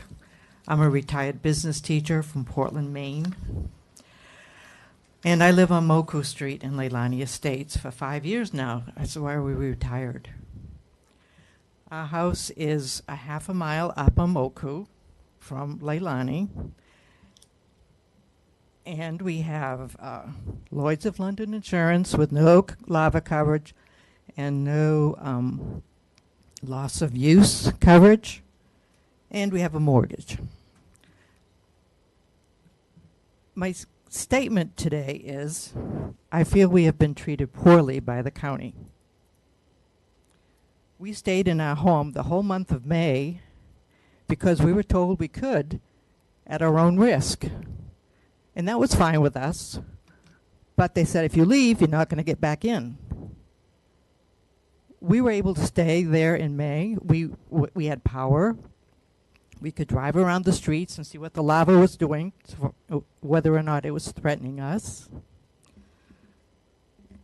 We could drive north out of Moku if we had to leave. We could drive south out of Moku if we had to leave. And if in an extreme emergency, we could walk out along the power line road. We were aware of our choices, our chances. I think there were 3 days when the sulfur was bad. We were able to close up our house, have the ceiling fans going, and have some baking soda and water in front of a fan. And it was fine. We still have greenery around our house. Then, I think it was May 31st, we were told, you have 1 day, you must get out or you will be arrested. They didn't tell us they were going to turn off the power at noon. That was cruel. I left on June 1st, went to a friend's house. My partner stayed because he had to build a house for the cats. People were telling us, oh, you can come stay with us, but, 2 cats? I don't know about that. And then I was stressing because the county said, you got to be out, you're going to be arrested if you don't, and also you're going to be blockaded in. Thank you. You have 30 seconds to summarize. We are now paying rent in HPP while our house is still fine. We are asking to be allowed back into our home, to have the community center back, and have the power restored. Lastly, we should have been allowed to make our own decisions whether or not our house was safe to live in. We were not given that choice. I'd like to pass this photo around so you people can see where our house is in relationship to the lava and the greenery around it. Thank you. Could you give it to the county clerk on that side, please? Oh, she can. No, we're not going to do copies, right? Thank you. Mr. Cornell, go ahead. Identify yourself for the record. Yes. My hearing's terrible. So oh, okay. Let me speak a little louder. Put your press your mic on. Is it on the button, the red button at the bottom? What do I do? I turn it on? Yeah, press that button. There. How's that? There you go. All right. Perfect. Thank you. My name is Michael Correll. I live on the north end of Moku. My home is about 45 feet higher and a mile from the ground level of Fissure 8. It's about 75 feet higher and a half mile from the ground level of the lava at its nearest approach. I have at no time been in imminent danger from the lava. If I had have been, because of the terrain, I'd have had plenty of warning to get out safely, even from new fissures opening higher up. The only disaster I've experienced is the one the county created for me. Except for the county's actions, I would still be safely ensconced in my home. I was affected from the first evacuation edict. I did not evacuate and was severely impacted by the county's barring anyone from returning. I was in effect locked inside the area. I could not replenish water or food. I could not access medical attention for the animals, and I did need to, not even for myself if needed. That did change once they finally began issuing the placards. I kept myself aware and informed of the situation by making reconnaissance drives around the streets between Leilani and Kahukai. I never encountered any dangerous situations while doing this. Then the mandatory evacuation edict came down. They said that no one would be forced out of their home, no one would be arrested for staying in their home, but would be if found outside their home. Then my power was cut off with no warning. I still chose to stay. I found that having no power to be an inconvenience I could live with. What I could not live with was being blinded to the situation. No telephone, no internet, no news, the threat of arrest if I was found outside my home checking on the lava threat. The county put me at risk where I had not been before. I could no longer protect myself. From the new edicts handed down at the July 31st meeting, our placards are now being held hostage. Among other things, we can take almost anyone in with us, but if anyone takes any media people in for any reason, their placard will be forfeit. Please summarize. You have 30 seconds. It is insufferable that my placard and my ability to visit my home to do maintenance are being held hostage to the county's whims. This instance has the overpowering reek of the county trying to cover up its actions. Now, that's the end of my prepared statement. Now, from what one of my neighbors said a little bit earlier, the misinformation, the misrepresentations, and the ignorance that's been demonstrated by the county throughout this whole thing is part of the reason I have absolutely no confidence in anything told to me by the county about what's going on. Thank you. Mahalo for your testimony. Thank you. I can't hear you. I'm sorry. Oh, Yeah. thank you. Okay. Thank you. Chair? Yes. As a point of personal privilege, when we had a number of testifiers in the past, some of them experienced parking tickets. I see. And if you would remind them that we will probably be moving up on the 2-hour mark, they may want to check their meters. Thank you. You're doing that right now. Councilmember, thank you for that. Thank you, Chair. All righty. Everybody, if you are in the parking lot with the meter on, we're approaching 2 hours and we don't want you to get a ticket, okay? Thank you, Ms. Leilani. Details that I forget about on a busy morning. Ms. Mahi Hanai, would you please? If you don't mind. If it's not a problem. Okay. Aloha mai kako. My name is Nohea Ka'ava. I was born and raised in the Waiohinu Ahupua of Ka'u. I am here to speak in support of Resolution 65018. On behalf of the Ka'ava Ohana of Ka'u, we wholeheartedly support the Alakahakai Trail Association and the Trust for Public Lands efforts to help efforts to help the Ka'u community purchase and forever protect the Kahili Palinui and Kahili Paliiki Ahupua'a, inclusive of the village of the fishing village of Waikapuna in Ka'u, Hawaii Island. As Ohana Oiwi with genealogical origins to Ka'u, we strongly feel that the purchase and protection of these lands will secure us by ensuring that our practices and our relationship to this sacred place and space can continue to grow who we are. What is the definition of sacred? As understood and taught by our Ka'u Kupuna, sacred is anything that cannot be replaced. Therefore, we wish to see that this place stays pristine and undeveloped. Waikapuna, from the time our ohana arrived in Ka'u, has and continues to feed multiple generations, not just a physical type of feed. For example, the fresh-tasting pakukui who grow so big there that they are blue, or the lobster who is abundant, so abundant they can be found during the daylight, or the vana so momona and sweet it has a distinct taste unlike anywhere else. Waikapuna feeds us spiritually and mentally. Kahili Palinui and Kahili Paliiki is the home of our iwi kupuna. Their bodies are embedded in that particular aina. So that specific aina is ohana. The land and everything from the native birds to the native plants have function and is family. Just as your child would bring home a pet and give them a name, they become ohana. Our ancestors named our winds, our mano, our currents, they are ohana. We sustainably continue to give and receive from Waikapuna. We have a well-balanced relationship in Kuleana to this place. And my ohana and I are here to support the Alakahakai Trail Association and the Trust for Public Land in any way we can to steward this vahipana. Our aina dictates our actions. Thus, I stand here before you today to support this acquisition. Mahalo anui. Mahalo for your testimony. Ms. Mahi Hanai, could you please just state your name for the record? And I understand you have several items that you want to. Could you identify which one you're testifying on? Because we're going to keep your time. Okay. First, I'd like to testify on Resolution 650-18. Thank you. Go ahead. Okay. And my name is Shelley Mahi Hanai. I'm with the Native Tenant Protection Council, and I've also been recently asked to be assistant foreigner on the House of Nobles. I wanted to say that I'm also was a former worker under County Councilman Bob Jacobson, and my job was to look at Native Hawaiian, or I should say Kanaka Maoli rights within Ponk areas.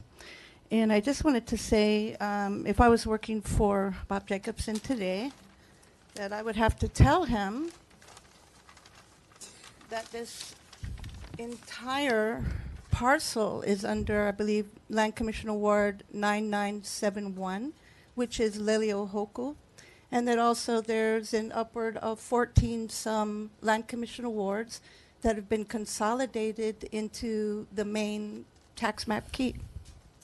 And I wanted to remind everyone that there's HRS 172-11, where the rights of the heirs inure even if the land was alienated. So that means it's supposed to be forever, even if the land was sold.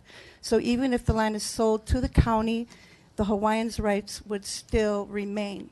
And the legal definition of forever is always available.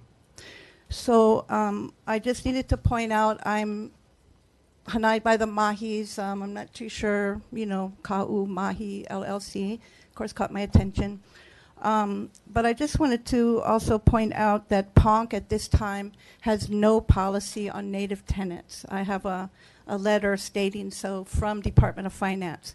And so I did have a little meeting with Department of Finance after the other county hearing that we had.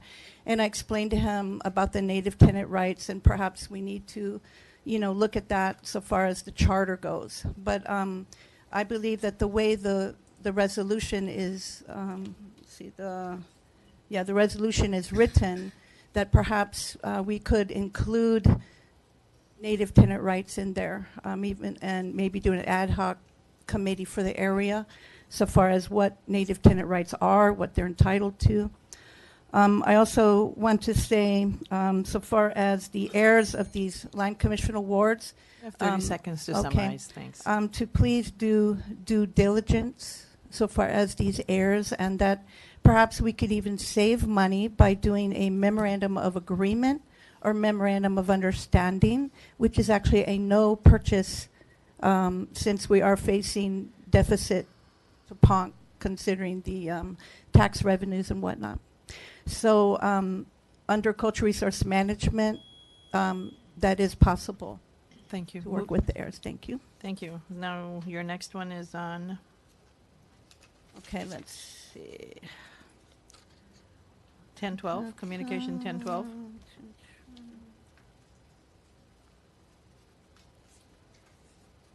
Okay, sure. Okay, under communication 1012, I'm very saddened to hear what had happened to my fellow citizens in Leilani. I understand that in that situation, you know, it's a matter of safety, and sometimes people have to move fast. But I also wanted to let everyone know, and the residents know, that to move back to Leilani under the current conditions, I know that PGV, Puna Geothermal Venture, is right down the road. Basically, I wanted to say that the Puna Geothermal Venture, way back when I was actually working as a volunteer with Civil Defense, with Harry Kim at that time. We had Puna Malamapono, Renee Siracusa, various other folks were on that committee. But the main thing is that the Puna Geothermal has no emergency response plan, no early notification, and that also they're using what's called the Royal Purple List, and that is in part catalyzed sulfite, which has lead and arsenic. And they basically are dumping these things down the well, which if there's a 3-second drop on the grid, as I understand it, then there could be emergency release of these deadly fumes of hydrogen sulfide. And it's not the same as the volcano VOG, which is 10% hydrogen sulfide. This is a juvenile gas coming up from PGV, and at the wellhead is 1,300 parts per million. There was a report done by Senator Inouye, Lorraine Inouye, and basically that it showed that, well, according to EPA, a criminal infraction is 100 pounds in a 24-hour period. PGV had 180 pounds per hour, and they actually lied to Harry Kemp. They told him it was all clear when it wasn't. They have a very bad track record. It's only 16% of our electric. I think that maybe once things cool down in the area, we could convert to solar panels and just do away with PGV because it is not safe, and it can be more, it can move just as fast, if not faster, than the threat from sulfur dioxide to the residents of Leilani. Thank you. I see you And just, Nanavali and other places. Yeah. Right. I see you've written bills 160, 167, and 168. Yes. Okay, so Bill 160, I would definitely like to testify on that. So far as truthfulness, as I stated before, I believe that the county council has been truthful and honest with me. And but so far as the police department, that's another matter. I just needed to report that at the previous police commissioner's hearing, I did testify on this before, but I want to reiterate, is that I had asked some of the officers, okay, so what about a continuum? Because Kalea, for their accreditation, according to Mitch Roth, that they're supposed to have a continuum. And a no continuum policy, according to one of their own officers that I'd asked previously before, is that they can go into use of force at their own discretion. And in the manual, that is up to lethal force. So when I had asked an officer at the police commissioner's hearing, well, what about this continuum? He said, oh, you know, we're doing things the same as before. And I says, well, Kalea said you have to have a continuum. And he said, I don't believe Kalea said that. So I announced it to the whole room, to the police commission, and it was overheard him telling people, oh, I never said that. So I believe that there's a big loophole here, there's a big problem here, and citizens can get hurt because we don't have a continuum, even when it comes to removing people from in the lava area, jaywalking, even small offenses, people end up in the emergency room. And I just wanted to say, so far as truthfulness, that I've reviewed other reports from Department of Justice in several states. And so what they've done is come to an agreement with the police department and having them fill out a form that every time there is use of force, they fill out that form, exactly what they did by the books, why they had to do it. And so that should match up with the continuum. And that also, so far as truthfulness, I would advocate just for backing everything up on both sides. Cameras. Cameras need to be put in. And basically, Judge Ezra had issued a sanction of $140,000 against the 30 county. seconds. Thank And you. that I believe this $140,000 that the county has been sanctioned by Judge Ezra because of police brutality, part of this should definitely be put toward truthfulness, forms, and cameras. Thank you. Thank you very much.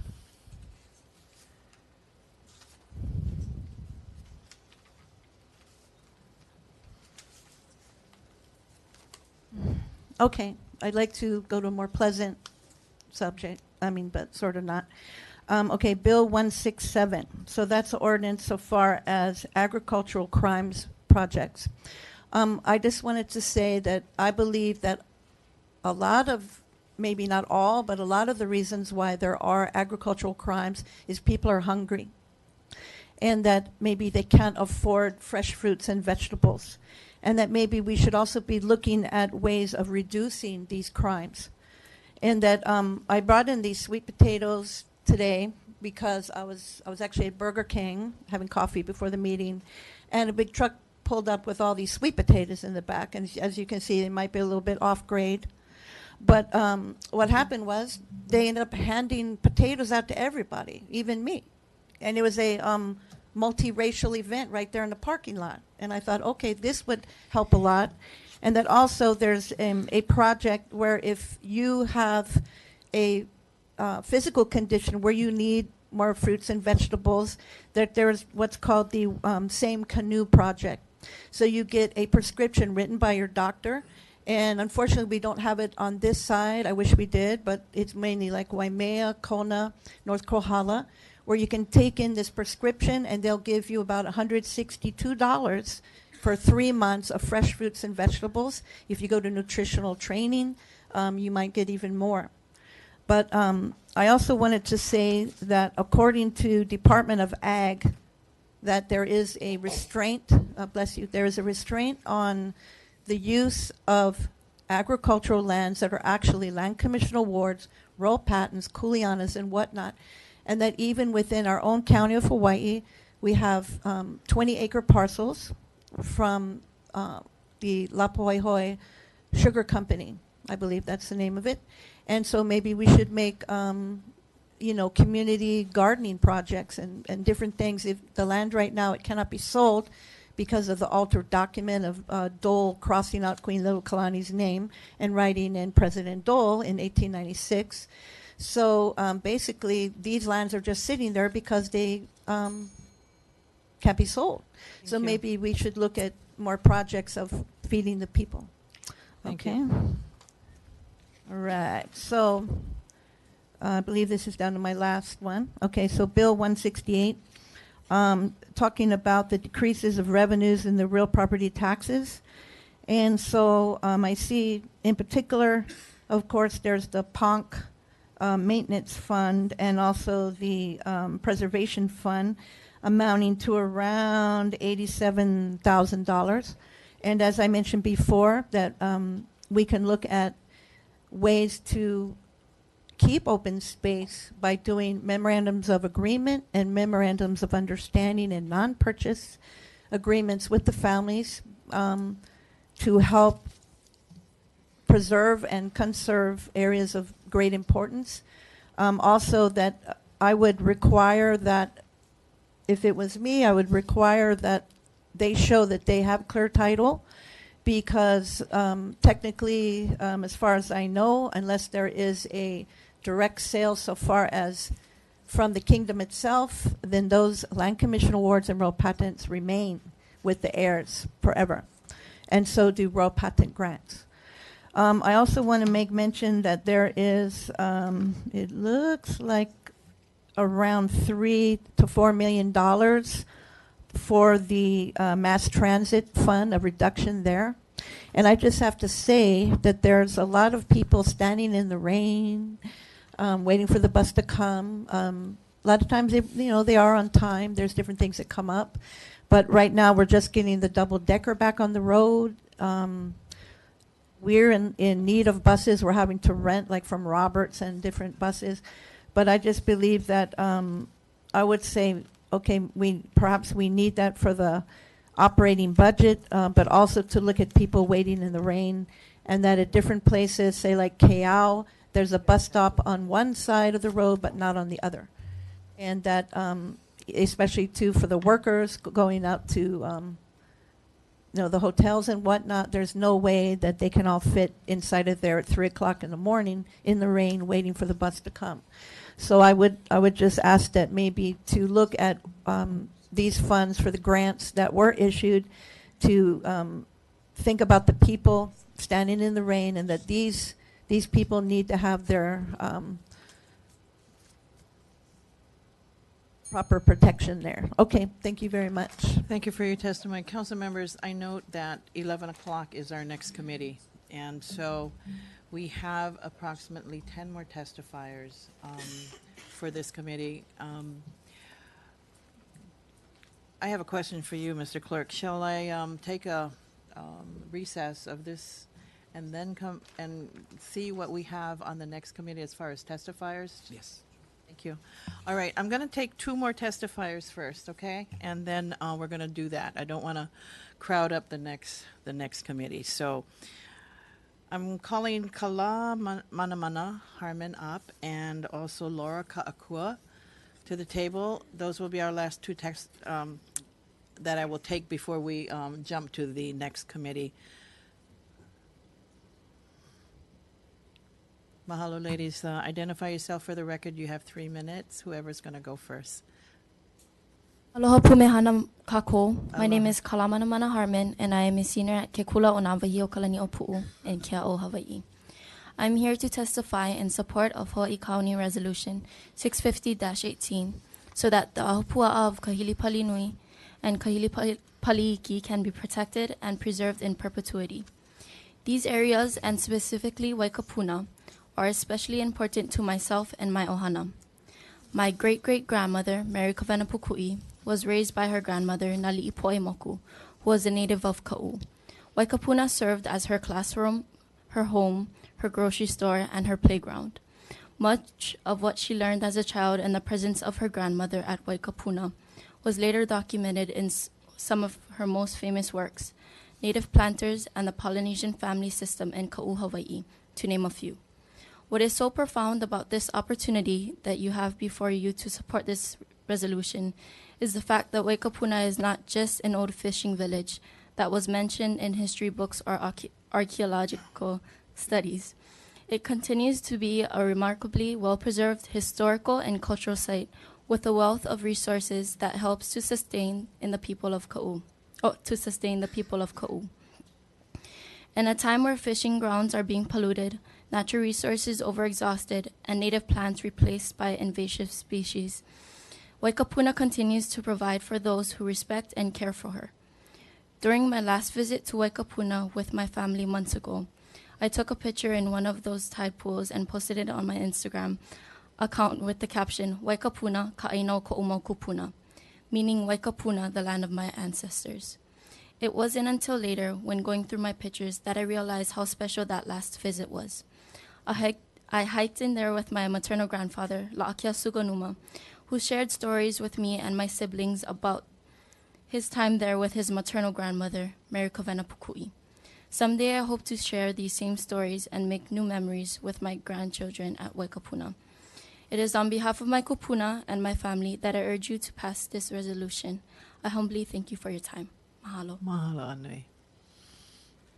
Thank you. Ms. Kakua, identify yourself for the record. And then you Aloha, have 3. council members, chair. My name is Laura Ka'akua. I'm with the Trust for Public Land, and I just want to mahalo our last testifier for her testimony and support. It's really her and others like her in this generation that's up and coming that we do what we do. And she spoke about that connection with Waikapuna, and that's really the bigger picture of what we're trying to do here is maintain the connection with the people in the land, not only for the lineal descendants, but for the Ka'u community in general, and also really all of Hawaii Island. This is a place of great importance to the whole island and really a very unique opportunity to experience a place that looks very much as it did hundreds and hundreds of years ago, and to have the chance to see the land through the eyes of the kupuna, and also through those that still maintain that connection to the Aina in Ka'u.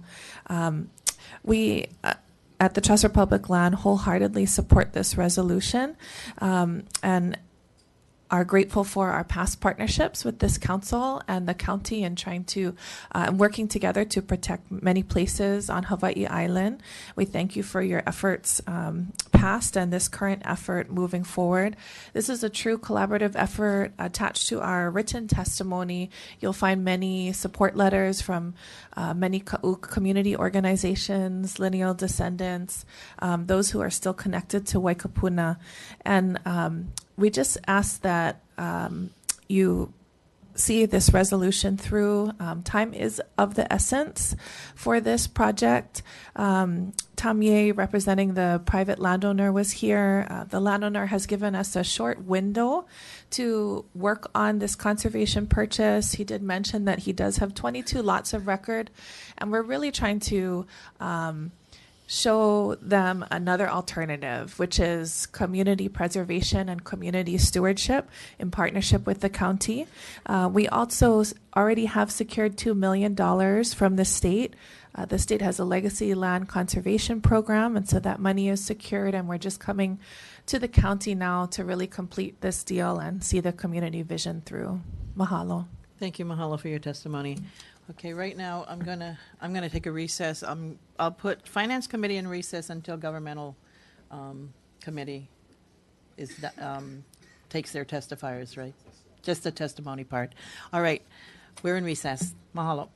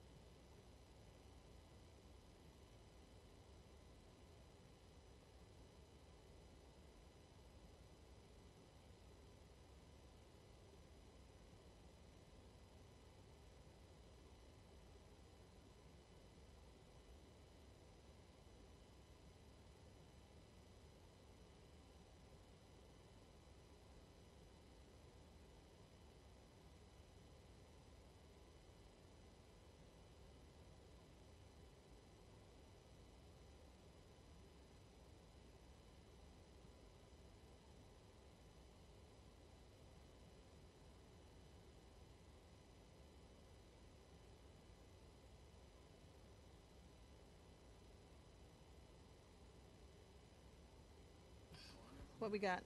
We got 1, 2, 3, 2 or 5.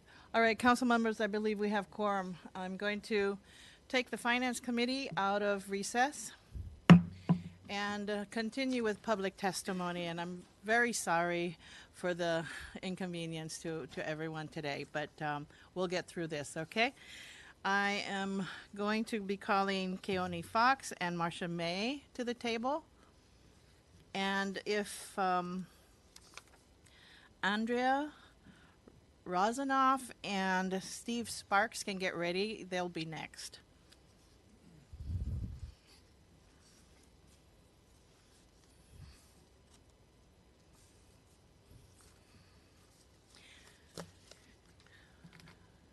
Put your microphone on, Keone, and identify yourself for the record and go ahead. You have 3 minutes and you will hear a bell when 30 seconds. Okay, thank you. Good Good morning. morning. My name is Keone Fox, and I'm here today to express my strong support for Resolution 650-18. This is really exciting to me. I'm a member of the Alakakai Trail Association, but more importantly, I'm here today to speak on behalf of my family, the Keanu Ohana. We are lineal descendants of Kahilipali, and this project represents a collaboration of government agencies, community organizations, community members, ranching families, and cultural and lineal descendants of Ka'u. It's also part of a larger community effort to protect the 80 miles of coastline in Ka'u. This started for my family about 20 years ago when the sugar plantation went out of business. When they closed, they sold all of these large properties along the coastline, which held amazing cultural and natural resources. And they sold a lot of these properties to real estate developers. And at that time, our family saw that as kind of a threat to what we hold so special. Places that the community uses to fish, for subsistence fishing, gathering, and just practicing our culture and having that access to that amount of open space. You've heard a lot about why Kapuna is special. You know, I think it really stands on its own merit. About 2 years ago, when the property was sold to a different landowner, a different developer, our family reached out to the Trust for Public Land and Alakakai Trail Association, and we said, what can we do? We really need some help. This is a huge effort. You know, maybe there's a possibility of us raising funds to preserve this place for the community. And we're so blessed that they answered our kahea, our call. And for my family, the Alakakai was a great organization to work through because they have a model of community-based management and stewardship. It's based on the Ahupua'a system, And that was something that really resonated with my family, being to Ka'u, having that ability to be involved with the management and the decisions, and knowing that decisions were actually being made by the community, and that these decisions were upholding our community values. Also, it's very sensitive area culturally. You have 30 seconds. Gil. Okay. Thanks. And the stewardship, the next piece, is actually what's really critical, is how do we malama this place, help it to heal.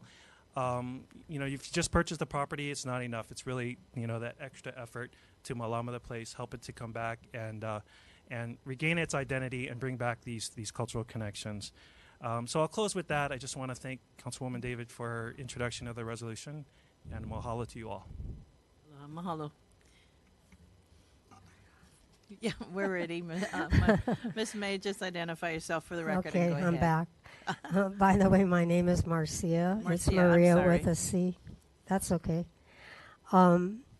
Because I taught Hawaiian language at Na'alehu, and especially in the 4th grade in Hawaiian studies, we have a lot of leadership in the community from my former students.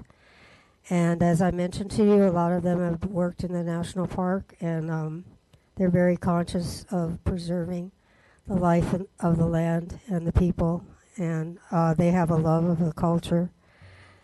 So I definitely would, of course, not only support this, but say that it would be economically beneficial to Na'alehu to have some of the residents from our area in Puna come back to the place, because sometimes it looks like a ghost town now.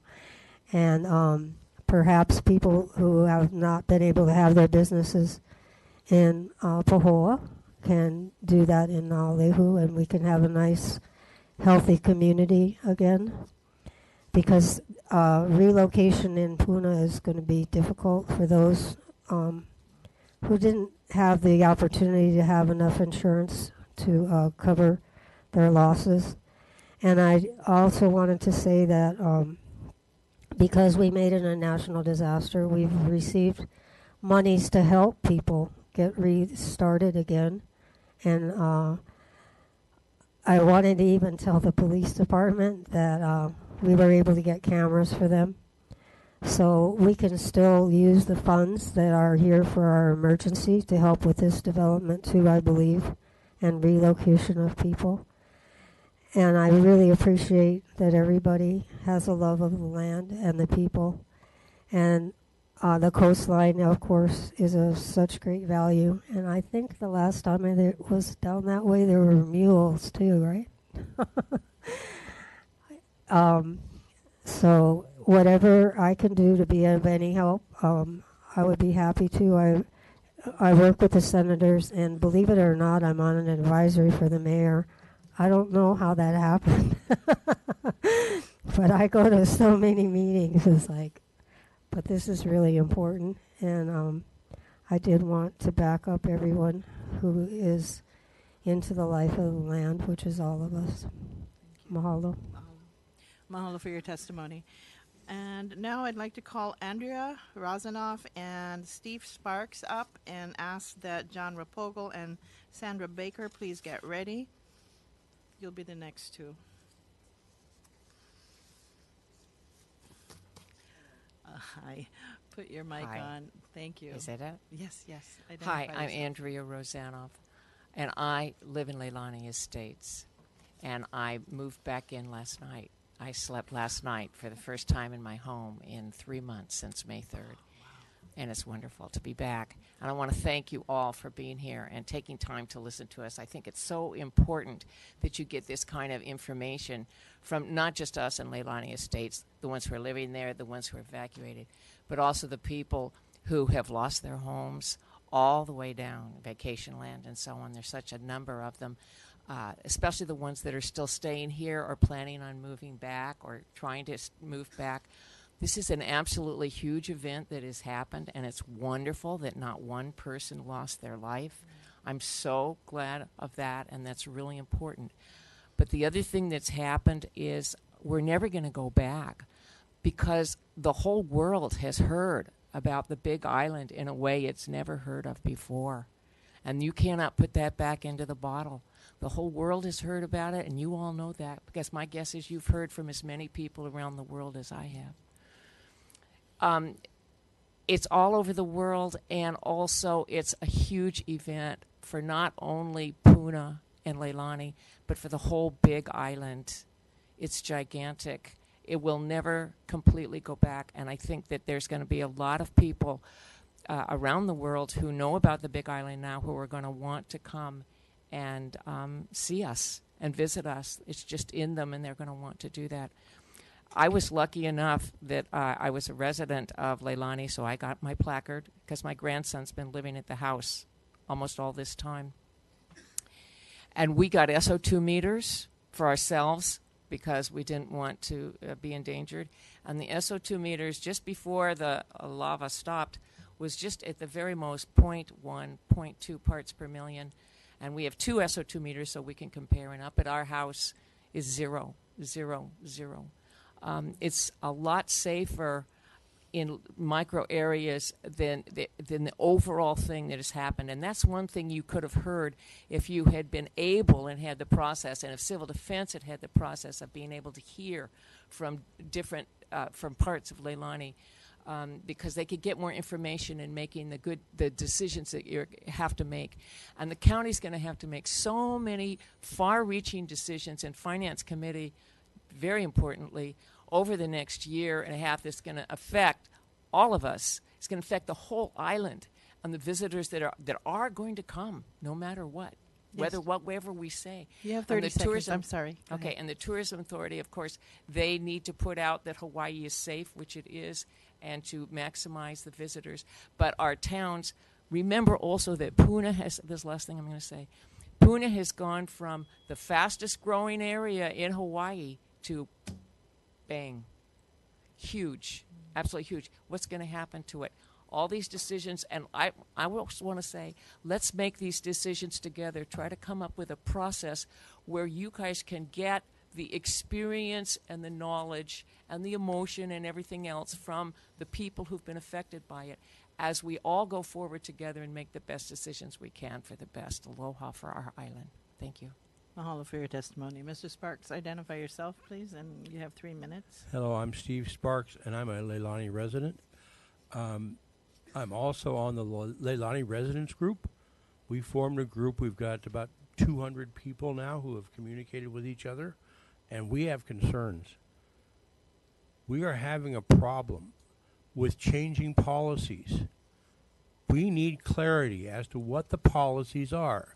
They seem to change every day. You can go talk to one person, and a police officer or a civil defense person.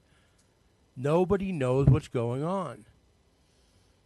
They know what the last thing their person told them that morning. You're not telling us. They are not telling us. There's a total lack of communication with the people who live there. I mean, when they evacuated us, they didn't say we need to evacuate because the lava's coming, because they just said evacuate. Some said because of the air quality, some said because of the, I mean, there's a total lack of organization here. There's also a problem with the boundaries of these mandatory evacuations and the voluntary evacuations. Who set that boundary up? They obviously hadn't walked the area. They haven't been there. They took a map, drew a line along Pomokai, and said, this is the boundary. It's like that type of emergency management is poorly planned. We have emergency management plans that somebody has to look at. Did anybody look at them? It's really upsetting to have worked on the emergency plan and have it be ignored. How many people are you going to have to volunteer to do this if nobody pays attention to anything? We have the Puna Community Development Plan. It's not being paid attention to. It's upsetting. We also need better notifications. of what's going on. At some point in time, if this thing stops, you're going to pull that guard, the police are going to pull the guards away.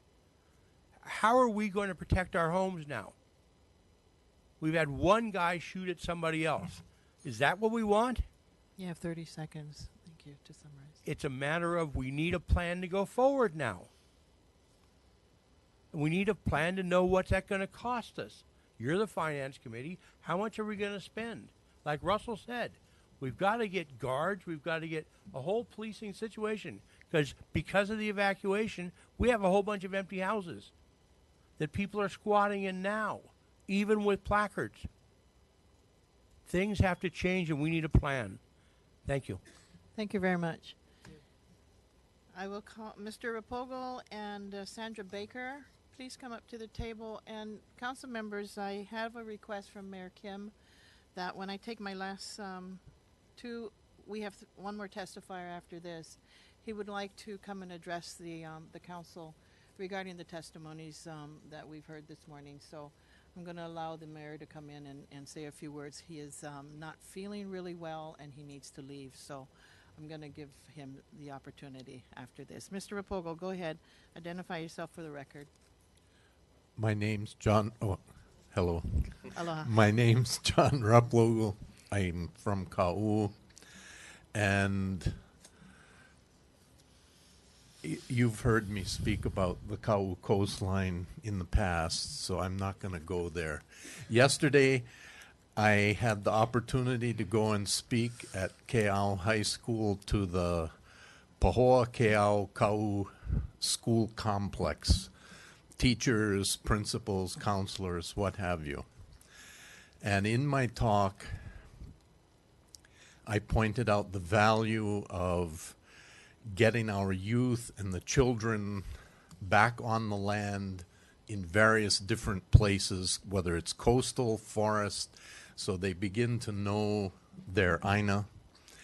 And that is what this purchase, I believe, of Waikapuna most saliently addresses, is that the community will manage this. And they're not going to manage it just the Ka'u community. They have the Alakahakai people who have experience at Kauai High and Kiholo and all the wonderful things they've done and are doing there to help the Ka'u community put together their management plan and go forward from it. And it's truly, another speaker earlier addressed it, it is something that Ka'u is starving for, whether they know it or not, is an opportunity to grow intellectually and doing so through taking care of our own lands. And there are several pieces of property in Ka'u that Ponk has purchased, and they're moving along, doing their thing. But this particular purchase, I believe, will be a catalyst to aiding all the others in their forward movement and taking care of the land.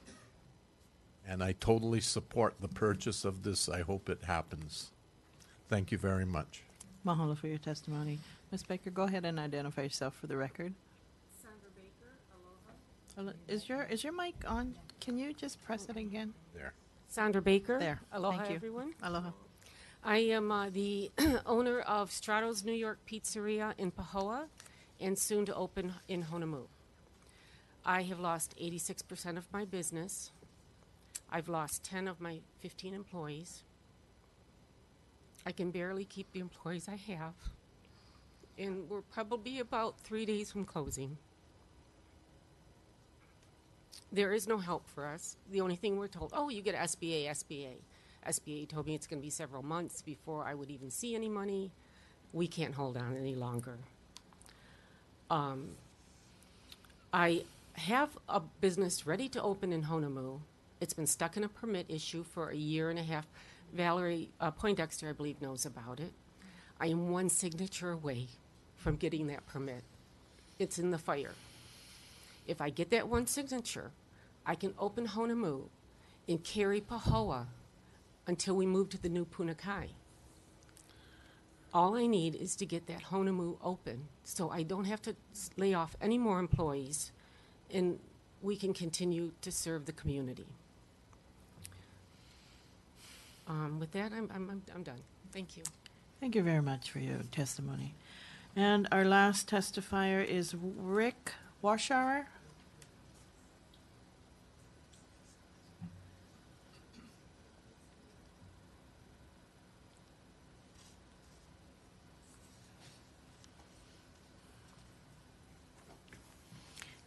Good morning. Identify yourself for the record, please. My name is Rick Warshauer, a longtime resident of Volcano. And aloha, Chair and members of the committee.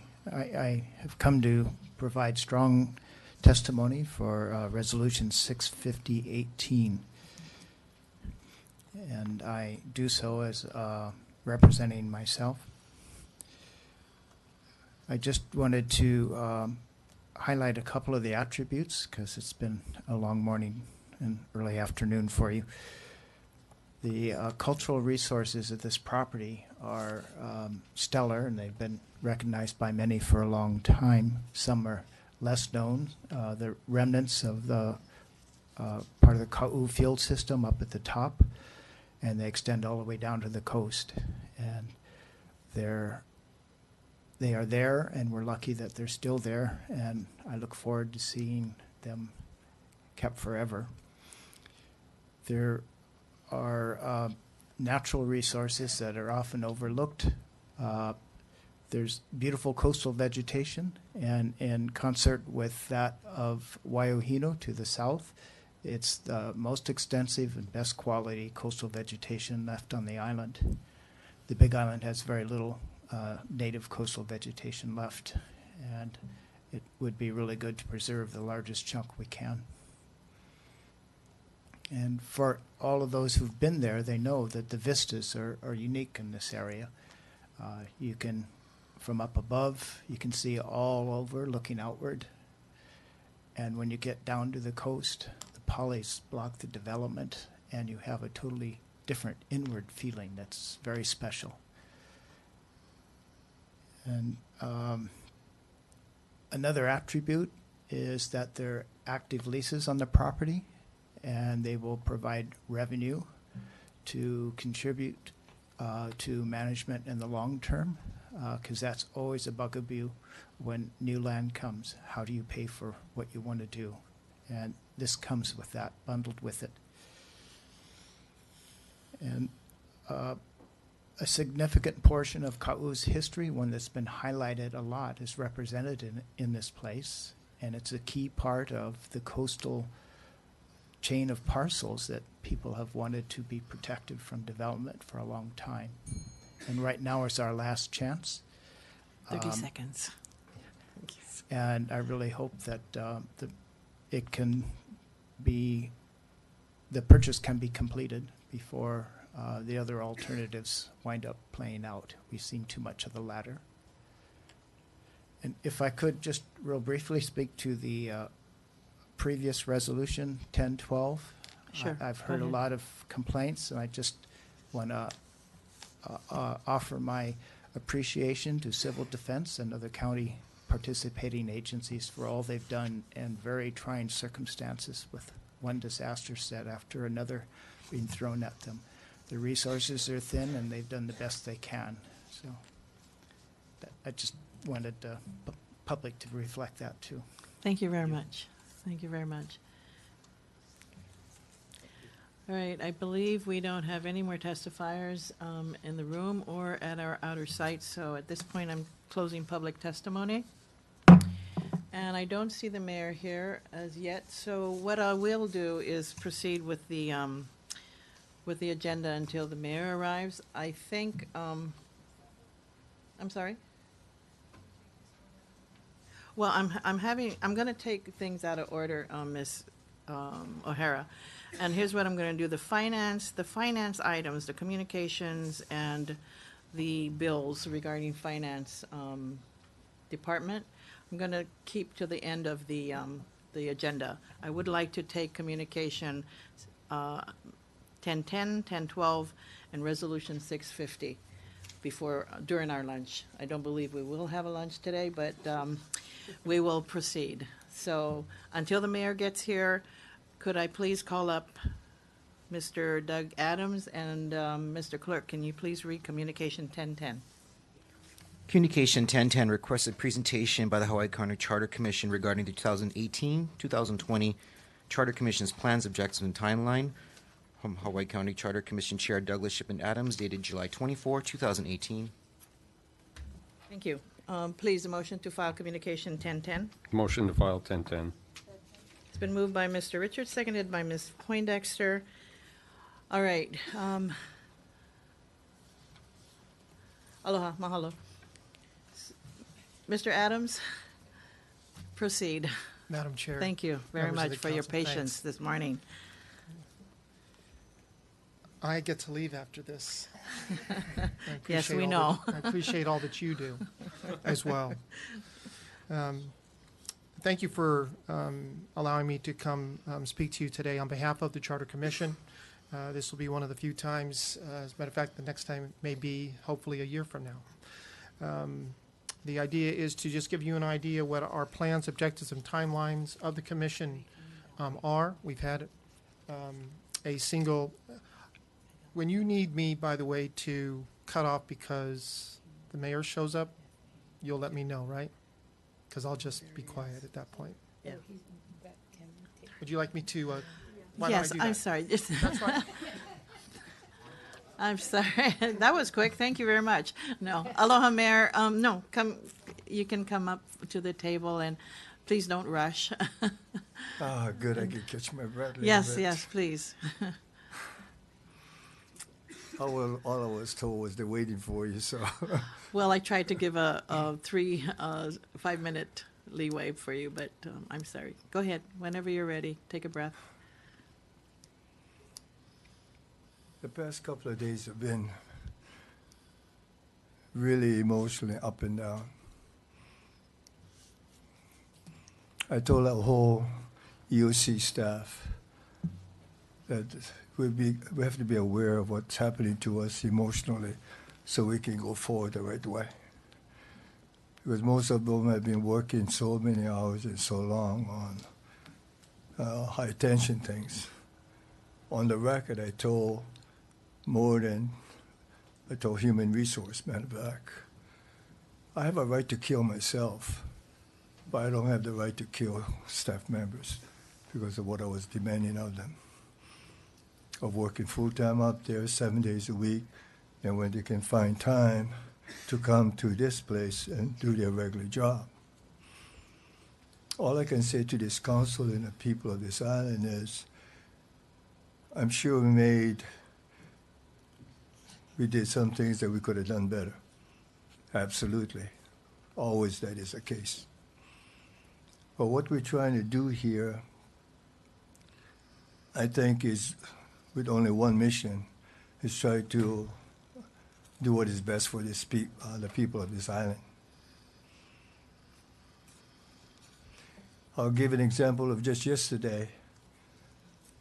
I'm trying to clear that office of emergency response people and visual aids and all of those things to get ready for yesterday afternoon that we called a rush meeting with emergency response for Hurricane Hester, which continued through the afternoon and nighttime, and first briefing this morning with staff and a full briefing with the responders now at 7 o'clock in the morning with all different kind of visual displays on what their job is going to be. All of it with only one mission, which I'm trying to tell you that represents the people of this island, that we're just trying to do the best we can with what we have, what we know, and meet all our responsibilities. One of them was that we were told that we have to get things by a certain date to present to the legislature in regards to a plan on what we want to do as far as long-term planning. And they gave us a deadline on that.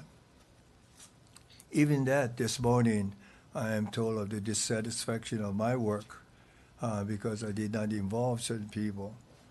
And as I told people that made that observation, then the mistake was mine. I was just trying to meet a deadline.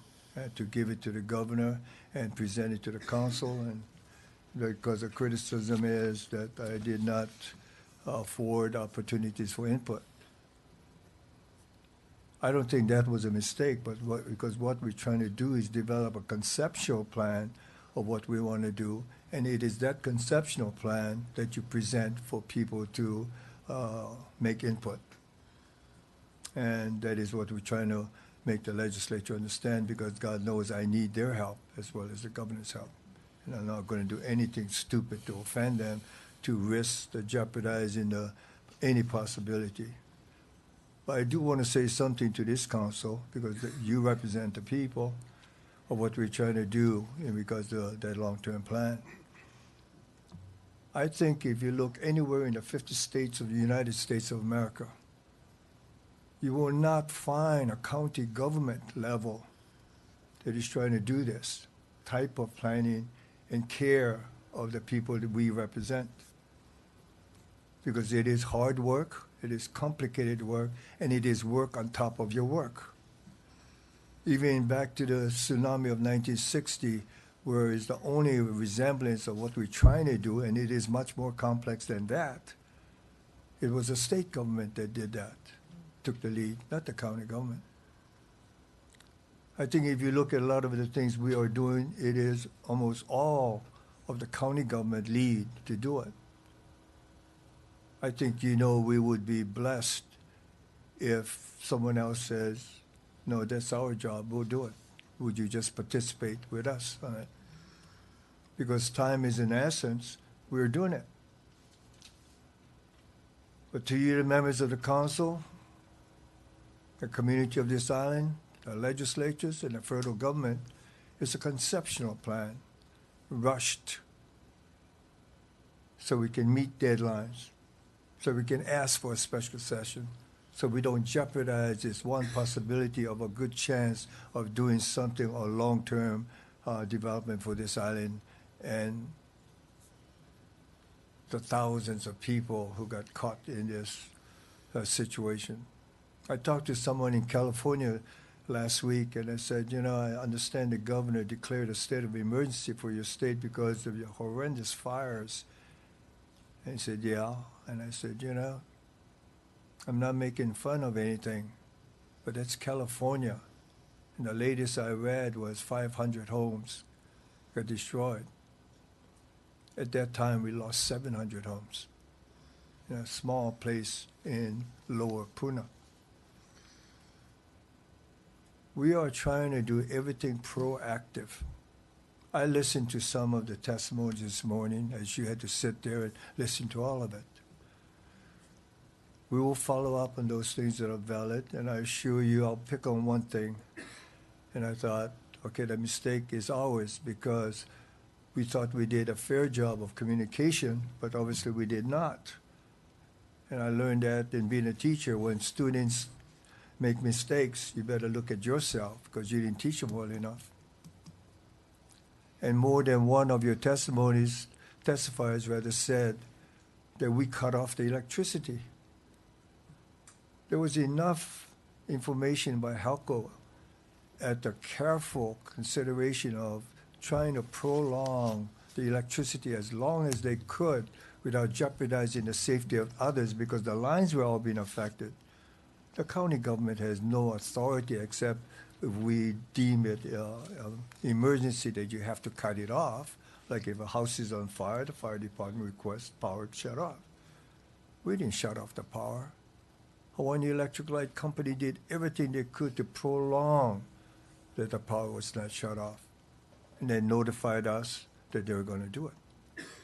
I don't blame the residents, for being mad and thinking why did we have to cut off the power? But those are the things that we have to get better in communication, and we will always try to get better in that. In regards to the criticism of what we're trying to do here on the long-term plan, it is a conceptual plan. that I impose a deadline on poor staff members to get it done. So we could make a copy presented to the governor this past week. I was told that it's so important we jump on it now and get the special session now, because if we allow this opportunity to pass, we will not get it again. Yes, I took also that opportunity to say, can I input in a special session reevaluation of the GET in regards to the use of the GET, to expand it for the council to review it again, and also if that is done, will you consider taking in regards to allowing the county government to be more flexible in how that money to be spent? And I hope that is done, because I really believe that is good for this island. And going back to the plan, it's conceptual. The motive is to meet a deadline. The motive is to get the state legislature to approve a special session. The motive is to present something that they can look at, criticize at, work at, or whatever, on what our needs are. And at the same time, obviously, prior to that, we present it to the county council. This is what we are shooting for, and for you and the public to make an opportunity for input also.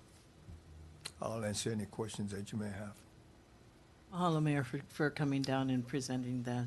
Council members, you have any? Mr. Chung, go ahead. I just have one question, but just procedurally, I'm just wondering, was Mayor Kim addressing Communication 1010 or Communication 1017, which is in the intergovernmental relations? I believe he was. No, I think he was 1012. It was the discussions from the testifiers that we had today. Okay, because he talked about a plan and legislature and things, but that being all, as it is, yeah. Right. Mayor, earlier Senator Ruderman testified, and it was his suggestion that the county ask for more than he anticipates we're going to be asking for. And I don't want to mischaracterize what he said, and certainly I don't want to pit the county administration versus Senator Ruderman and others, but I think it would not be a mischaracterization to say that he was somewhat critical of the administration's game plan in that regard. And I'm not saying he's right or wrong. I just wanted to know if you had an opportunity to hear those concerns, and if you did, whether you had any comments. The answer is yes, as far as talking to him, to express what we're doing. I think it was clear that he's very involved in it, obviously. This is his district. And in one of the things from way back, by way back, I meant when it was clear that thousands of acres of land was going to be covered and make non-productive. It was clear that a plan should be brought up in regards to how we're going to deal with the needs of the people that range from small business to farmers to orchards to simple one-person resident kind of thing, just a general plan. And he had come up with a suggestion at a time where he thought he knew there was land for that. And we discussed that yes, that is going to be something that we're going to have to seek, but before that, a plan must be developed as far as what, we want. And the end result of the land for that is just going to be one of the elements, but the land that he identified was a very good piece of property that belonged to the state government of Hawaii. In regards to his dissatisfaction with us, I think is admirable, because he was impatient. Thought that we should move faster without using that word in regards to what we want, how we're going to do it, etc. I wish we had that kind of professional staff that could work on this every day and take a look at the whole problem and what kind of land, the whole aspect we call meeting with, for example, Mekong, that was very instrumental in Kaiko, to get ideas from him. And it was his words that said, I remember, Harry, times were different then. Our job was much simpler than what yours is going to be. And this is the impatience of a lot of people with us, including Senator Rudderman. And I don't blame him for it because his motive, his reason is impatient because he wanted something done to help his people as fast as they could. Well, and interesting that you should mention Meg Kahn, who is former managing director of the County of Hawaii. I know, Harry, that you've had great admiration for that man. When he was in that position, but you mentioned how things have changed since the time he was there and now, and you also mentioned about how during the 1960 tsunami, for the rehabilitation efforts, the state had taken the lead, and now the county is being asked to do that.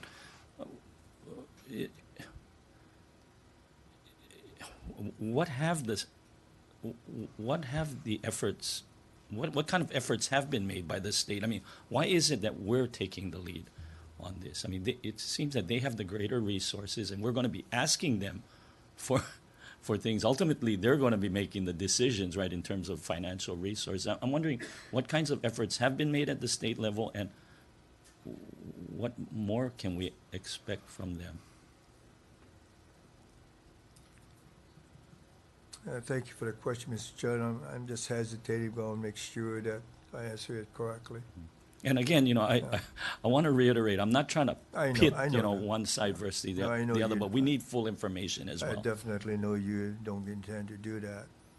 Communication with the state, the federal government, meaning FEMA, and obviously our office, was done from the initial when we knew that this disaster, as soon as what was happening, by nature of the huge amount of lava that was coming out, of the type of earthquakes occurring, etc., that it wasn't long before we were all saying, we meaning especially the scientists, that this is something that none of us has ever seen as far as the amount of land being affected, etc., etc. As the disaster went on, it was obvious that the amount of people that were going to affect it, whether it be businessmen, farmers. By businessmen, I mean all of those that in the media today, of those that have lost a huge percentage of their business, what kind of economic development programs we can entail. It was then that during this discussion, it was clear that we're going to have to come up with a very comprehensive program. And since we were doing the talking, and the governor's office represented, FEMA representative office was there, saying that the only way of any kind of success is that this conceptual program be presented, at this point with a support, at least at this point, a verbal support of commitment by everybody, including the governor, including FEMA, and obviously the county government.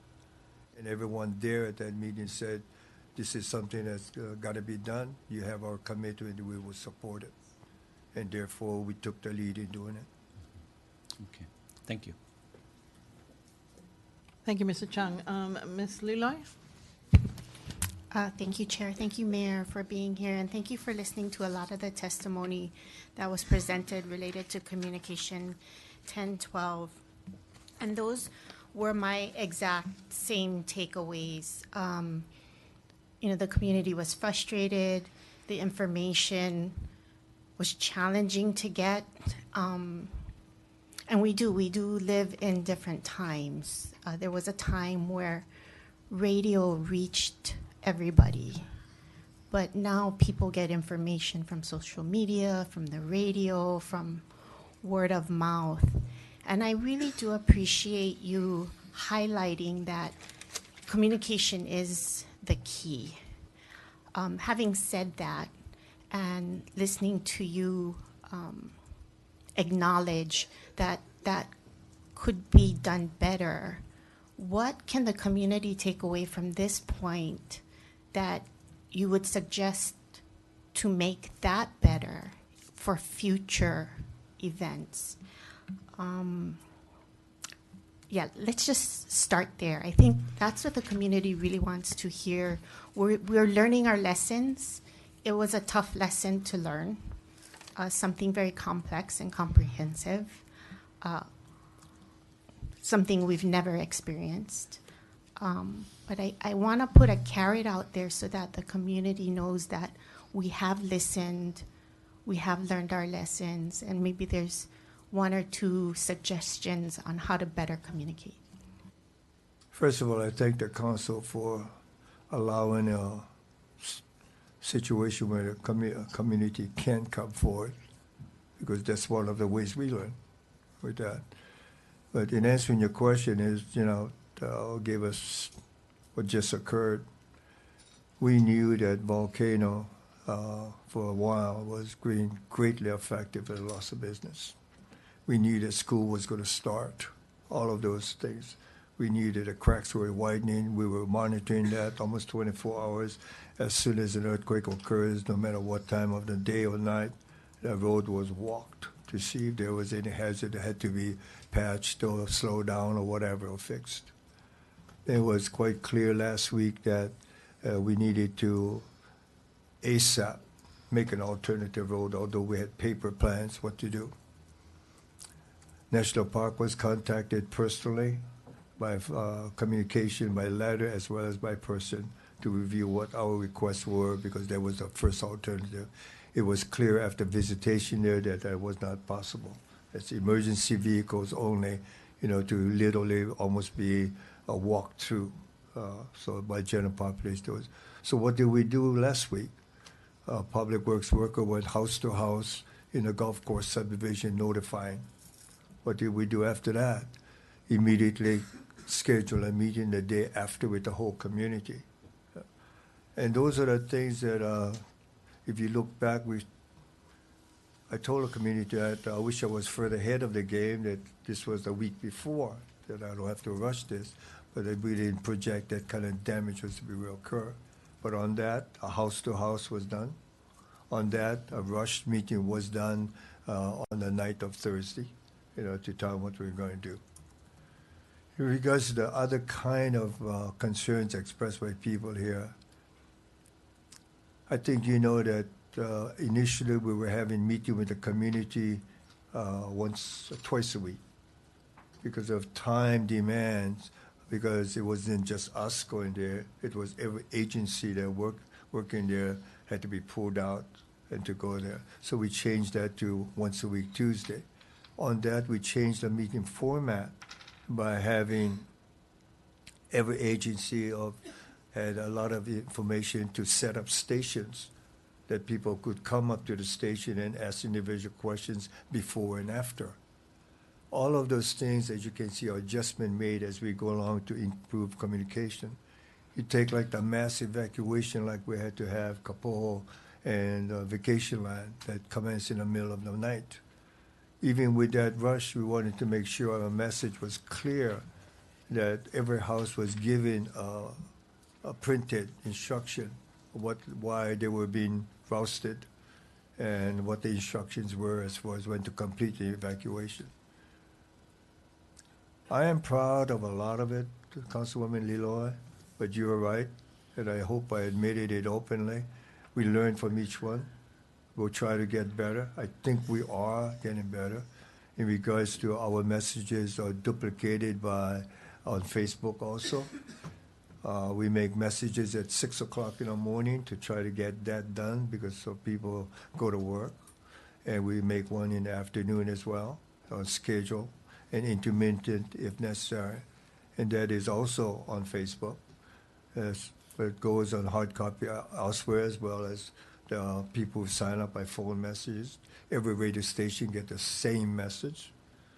And so we try to cover all that. But still, this morning, people who came to you with concern, I had a couple who came straight up to my office, and they were squeezed in regards to listening to their concern.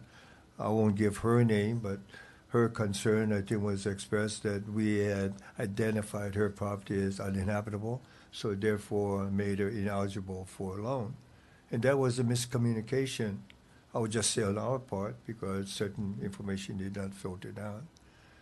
When you're in a job situation like this, I guarantee you, I hope you trust us on this, we are trying to address the problems as we are made aware of it. Some, it's relatively easy, so obviously some are not. Like the one that she came up to the office is relatively easy. It was just we need to make sure that the right people get that information. Others is we'll just continue to work on. And I don't care, what. I don't think there'll ever be a time when I'll say, we're perfect. Thank you, Mayor. And, I want to thank Ms. O'Hara. I saw this as an opportunity for the community to share their concerns, but also from a bigger perspective, a larger debrief of all of the events and stuff that we could do better. And if I could just leave with one suggestion, and this is something my father taught me, we have 2 ears and 1 mouth. Sometimes we have to build in a lot more listening sessions than talking sessions.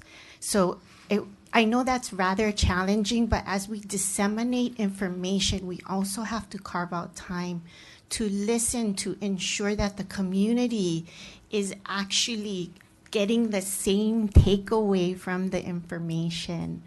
So if I could just leave that one suggestion. Thank you. I yield. I wish I had 3 years. Thank you, Ms. Leilani. All right, Ms. Ruggles, go ahead. Thank you. And thank you for being here and taking time to address us. I know it's been really challenging past few months, and there has definitely been an issue with civil defense implementing inconsistent policies in a variety of ways. And we really need to be a agency that the county's people can count on. And I have a lot of questions based on what the testifiers asked and expressed. And so I was wondering, is now the appropriate time to ask these, or will somebody from Civil Defense be here? Well, I think we're going to come up on those questions. I'm not sure how long Mayor is going to want to be here because of your situation. I know you were on your way home, but we are going to have the discussion from Ms. O'Hara's communication, and I think we can discuss your questions. I see you want some answers though from the mayor. Can I ask Ms. O'Hara to weigh in on this one? Sure. Before, yeah. I just wanted to say that we did invite Civil Defense and made them aware that this communication was being heard. I don't see anybody. Am I missing somebody? No. Don't see anybody from Civil Defense here except the mayor. I'll take the rep for that. If there's so many things we had to do before the afternoon, and since I knew I was going to be asked to come here, I told them I'd represent them and try to answer the questions. Thank you. I figured, we put our agendas together weeks in advance. I wasn't counting on Hector paying us a visit. Sorry. Okay, Ms. Ruggles, how many questions do you have for the mayor? I know you said you had a lot, but I have. We do. 5, 6, 7 questions. Okay, if you can run by them really quickly, and I think in all deference, we have more people, and I think we can cover some of your questions in our discussions later on in this agenda too. Okay. Thanks. Mr. David, regardless of how many we cover here, if you can submit it to us by email or any other means, I promise you we'll address it also. Great. I think I really like this because the community is here and they can hear the answers. So my first question is, why is the community center blockaded? Why is what?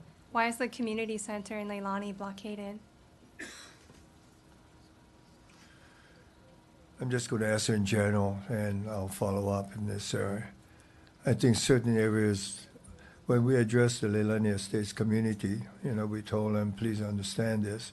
We're going to make a lot of policies that people are not going to like because they have to be made with the community in whole and not for individual, convenience.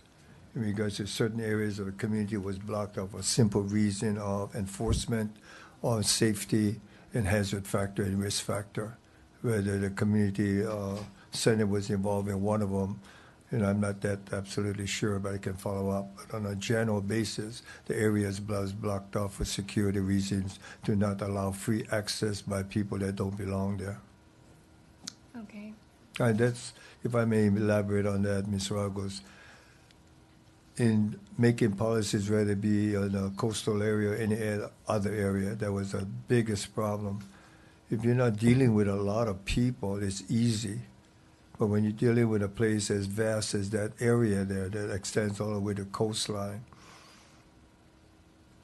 in the privacy of the responding group, I refer to them as the cockroaches that come out at night, meaning the people who look for opportunities to steal, look for opportunities to make money off of other people's misery. And sometimes you got to make policy to seal off certain areas just for them. And it makes it inconvenient. I've been to that community center many times for meetings and kids playing and whatever. But to leave it open for the community, I can see right now would have posed a big problem. Okay. Thank you. One testifier said that he had collected 50 testimonies from people wanting to have access to their homes. What conditions will need to exist before civil defense will allow people to go back to their homes? I'm not aware of that 50. But I do know in the general policy, first of all, most of the areas of Leilani now, except for the lower portion, people have access to. That was changed several weeks ago. If the area is considered to be a high hazard area, the only people allowed in that area is people with escort. Okay. Thank you. And somebody just texted me. They wanted me to ask about the Pahoa pool and what the plans are for when it will be reopened. I have to claim ignorance on that, Ms. Ragos. Okay. I'll find out. Okay. They also asked about the skate park and the baseball fields. Okay. Are there any alternatives to the placard system being looked at? On the placard system? Yeah. Is a civil defense looking at any alternatives to the placard system?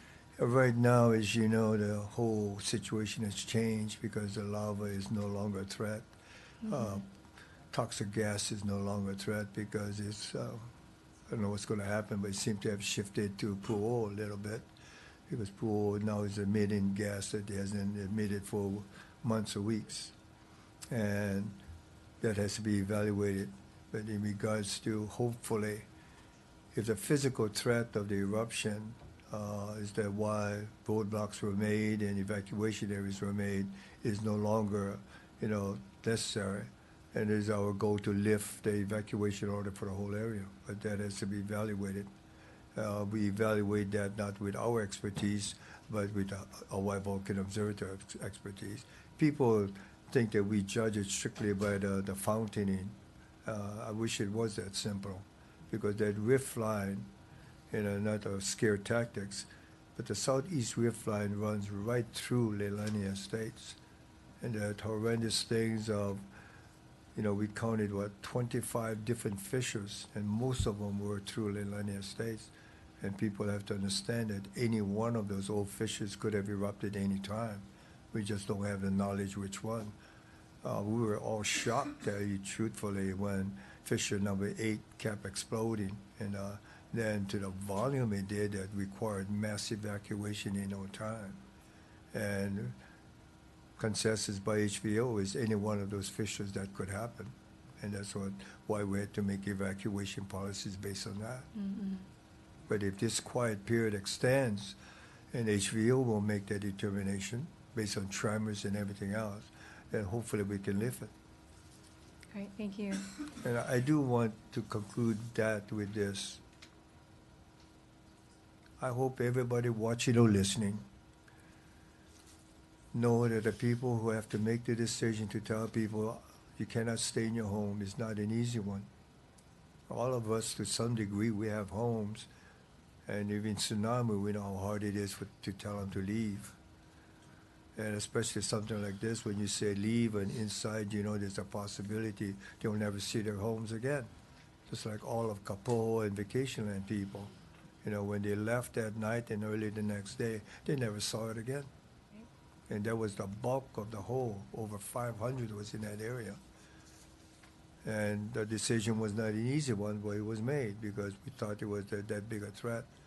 We are trying as hard as we can to let these people in without making decisions that we think is too risky for their safety. Thank you. One testifier said that Helco had told them that Civil Defense told Helco to shut the power off. You know, if this is true. No, if that's, first of all, that's not true. I just said that's not true. Okay, great.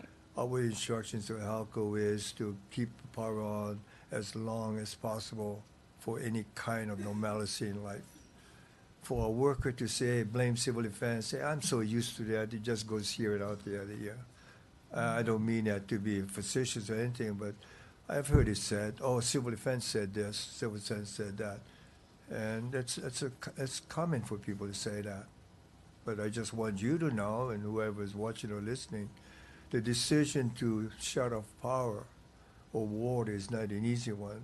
I think you know how much work HealthCo did to extend it. I think you know how much work Water Department did to extend the water usage until it no longer could be done, where bypasses just didn't work. But we would not, the only time we would require power be shut off is we feel that in the interest of safety it should be shut off, which have been done before.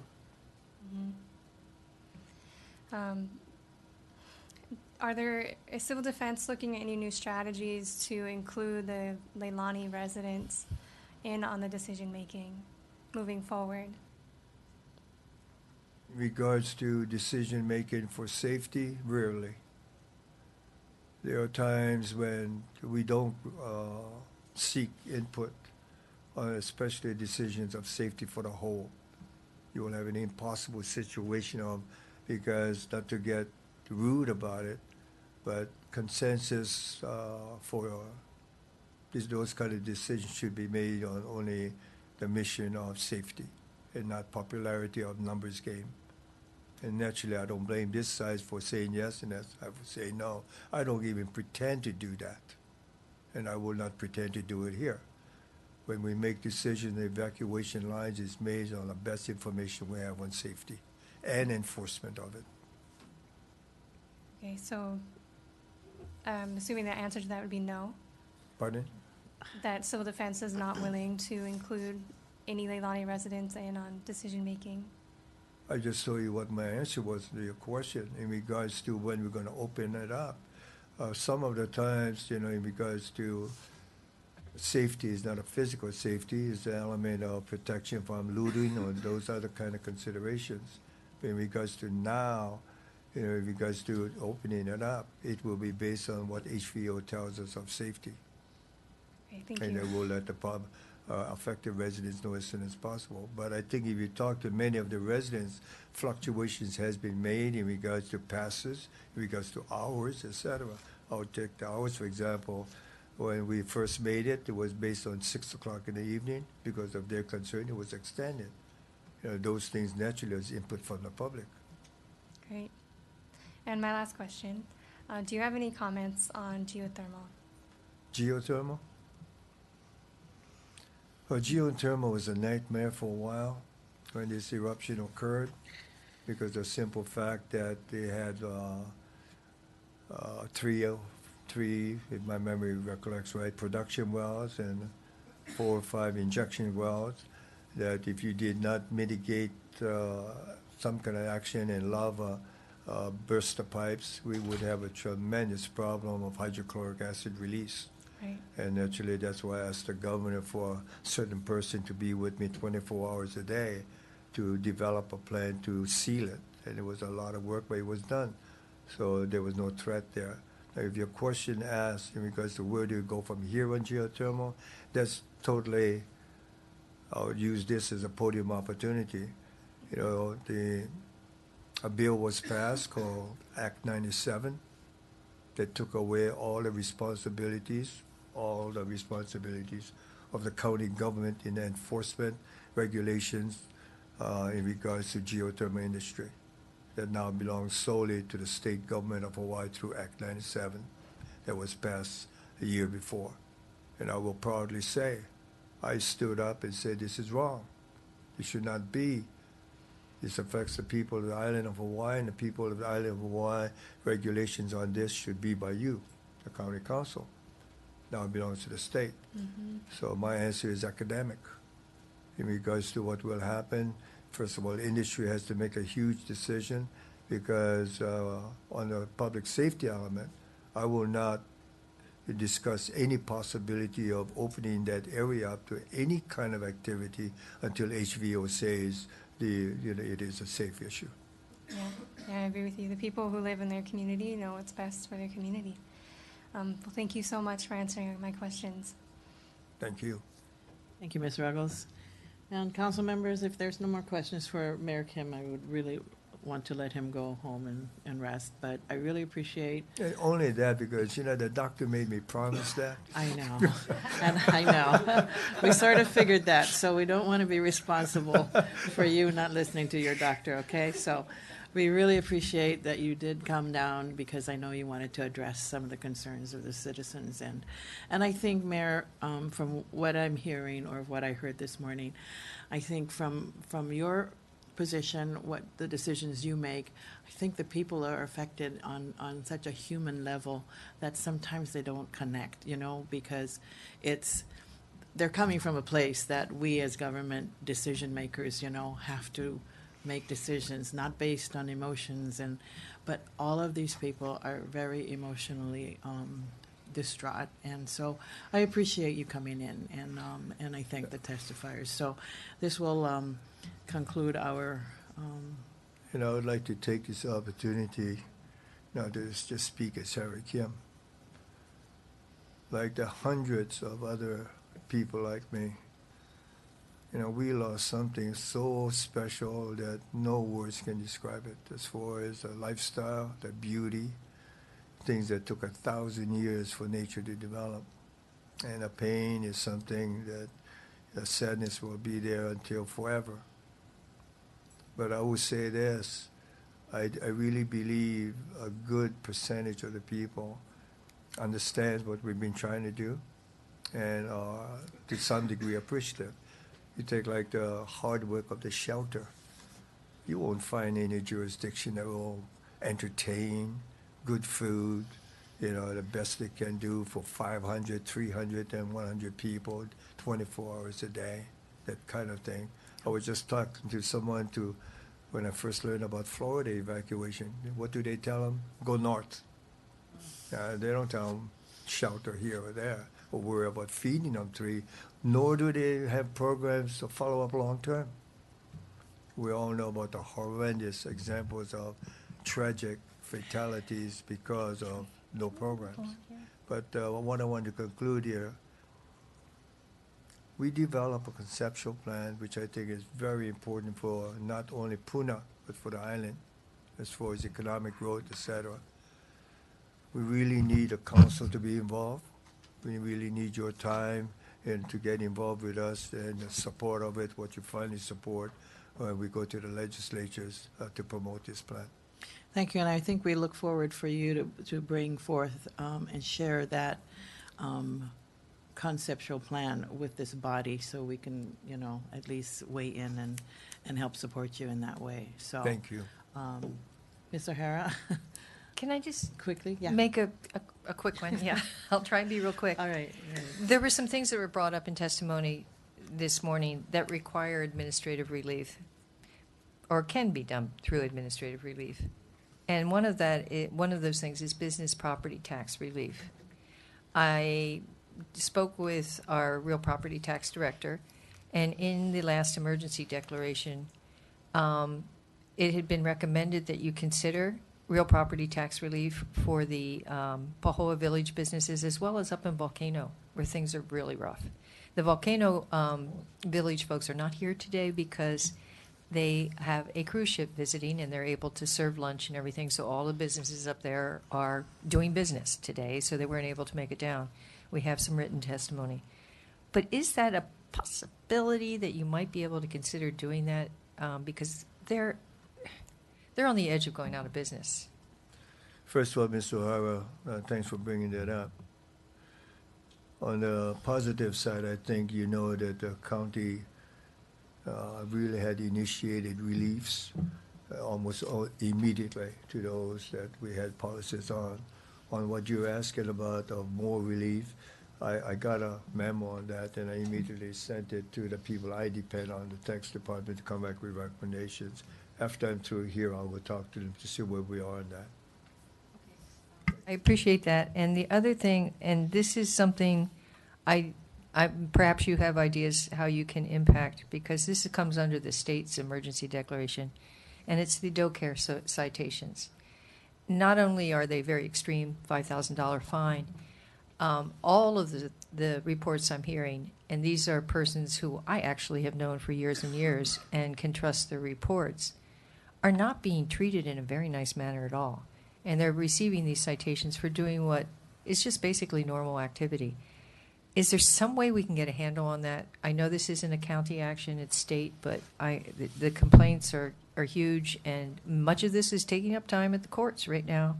And some of the attorneys are taking these cases on, and people are having to spend attorney fees and time to go to court to justify activities that are not criminal. These are already the victims of this event in many cases. So I'm really troubled by that, and that it's continuing to happen. If there's some way that we can intercede and improve that situation, I just implore you to help with that. We'll look into it with the prosecutor's office. Very briefly on the background on that. When this first started, you know, this is something new to Hawaii also. I guarantee you in the past, I didn't even worry about this. And that was just a few years ago. Well, it was quite evident, and we met with the prosecutor's office and the police on what do we do about this to prevent as best as we can looting. Because times are different. People plan how to loot. And so the recommendation from the criminal justice system was that you have to make the penalty, and we have to publicize the penalty is that any regards to theft will be treated regardless of the amount, as attorneys on the council can, it's better than me explain it, at a certain amount it's not a felony. And so they said we'll make a special provision that any theft or looting happening during the emergency will be classified as a felony, meaning watch out, the penalty is severe.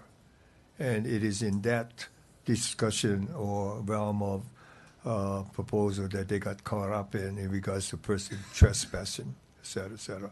And in regards to that, I do not know the scope of it. I will talk to the police and prosecutor's office in regards to, you know, because no one should be penalized unfairly. I'll just say that for now. I fully agree. And we are having that problem, and those are doe care, not our police, but we are also having problems. Sarah Steiner testified earlier. She's a Poiki resident, as you're well aware, and unable to return to her home, although her neighbors got a pass to get in. I guess you're now able to climb over the Malama Key flow. Anyhow, they found squatters in their house. So, yeah, but you know, can I finish? And then sorry. she went to the police to report the squatters in the house in Poiki. I realize it's an isolated area, and was told at the Pohoa station that they can't do anything about it. I pulled Chief aside at our last civil defense meeting, and he told me that they were actually dropping people behind the scenes to deal with this criminal ring that we know is working in there. So I don't really feel our public should be told that there's nothing we can do about it. There are things we can do about it. And so I'm just sharing that with you. Okay, thank you.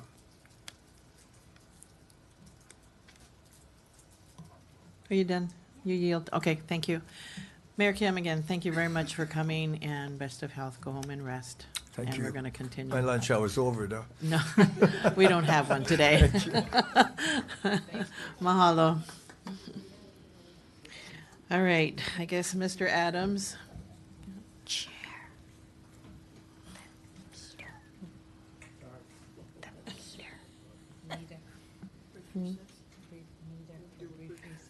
Brief recess.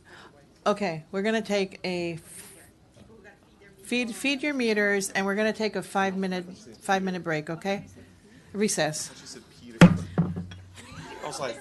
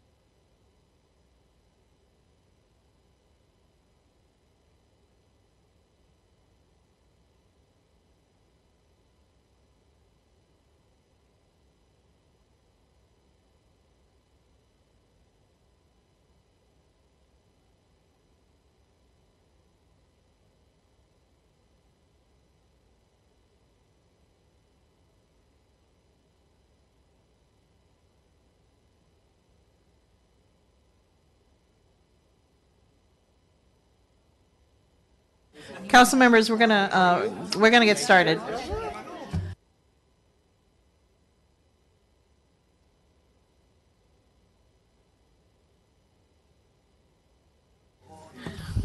Aloha, everybody, and welcome back. I'm going to be calling the finance meeting out of recess. I don't even. Okay, and Mr. Adams, thank you so much for your patience and also your courtesy in allowing the mayor to speak before you. So you will not be interrupted ever again, and you can proceed. I didn't have my tape player on for my wife. Can I do?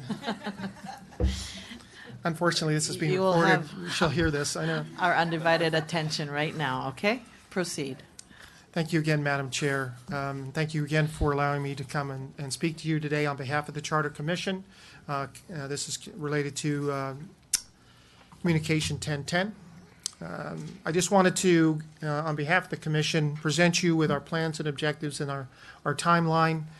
So just to let you know that we're off and running. Our second meeting as a Commission will be this Friday. We're very happy and grateful that we'll have members of the departments, the Mayor's office, some of the boards and commissions are already being communicated with and have indicated that they have some interest in responding to our letter, as well as, of course, the council.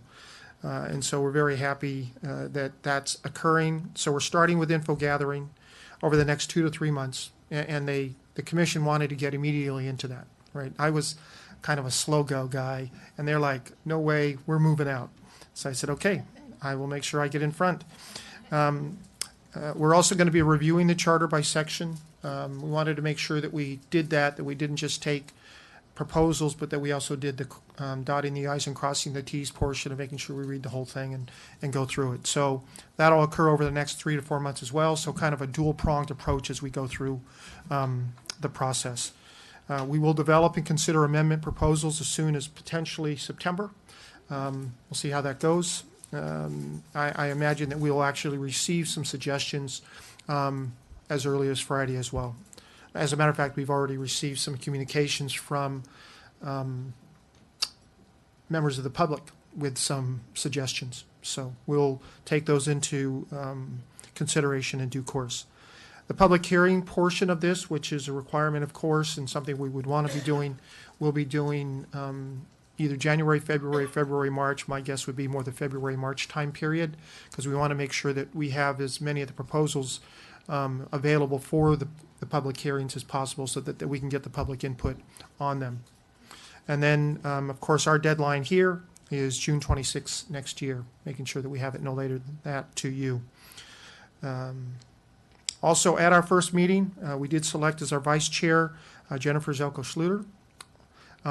If you had not heard that, you refer to her as Halko Zelko, that's right. She's very appreciative of that, by the way, she has told me. And then, of course, our staff, our commission analyst, your deputy county clerk. Our attorney is Mr. Yoshimoto. I'm not sure why he was selected, but having no knowledge of how any of this works at all. And of course, Shannon is our esteemed coordinator of all things important. And then we also adopted our rules, make sure that we know what we're doing and how to do it, kind of idea. Our objectives, in addition, clearly the primary objective is to make sure that we go through the process and come up with proposals to the extent that we will come up with proposals that are well thought out, make sense, and then are presentable. But in the process of doing that, we want to make sure that the process is available to the public. So one of the things that we did is making sure that we're going to have meetings here, but also in Kona on an alternating month basis. So we'll start here this month, and then we'll be in Kona the following month, and back and forth kind of idea. And then clearly the idea is to be efficient, transparent, diligent, and thorough in our process. I'm very pleased, as you all are as well, with the commission that you confirmed last month. I've had the opportunity to see them for a meeting and was very excited with the degree of thought that they had already put into what they wanted to see as a part of their role on the commission as well. So thank you again for being willing to let me talk to you about this.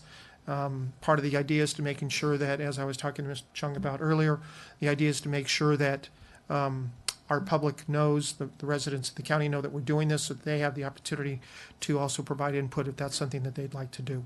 So I'd be willing to take any questions at this time. If not, thank you very much for your time. Thank you for that, Mr. Adams. Ms. Leloy, go ahead.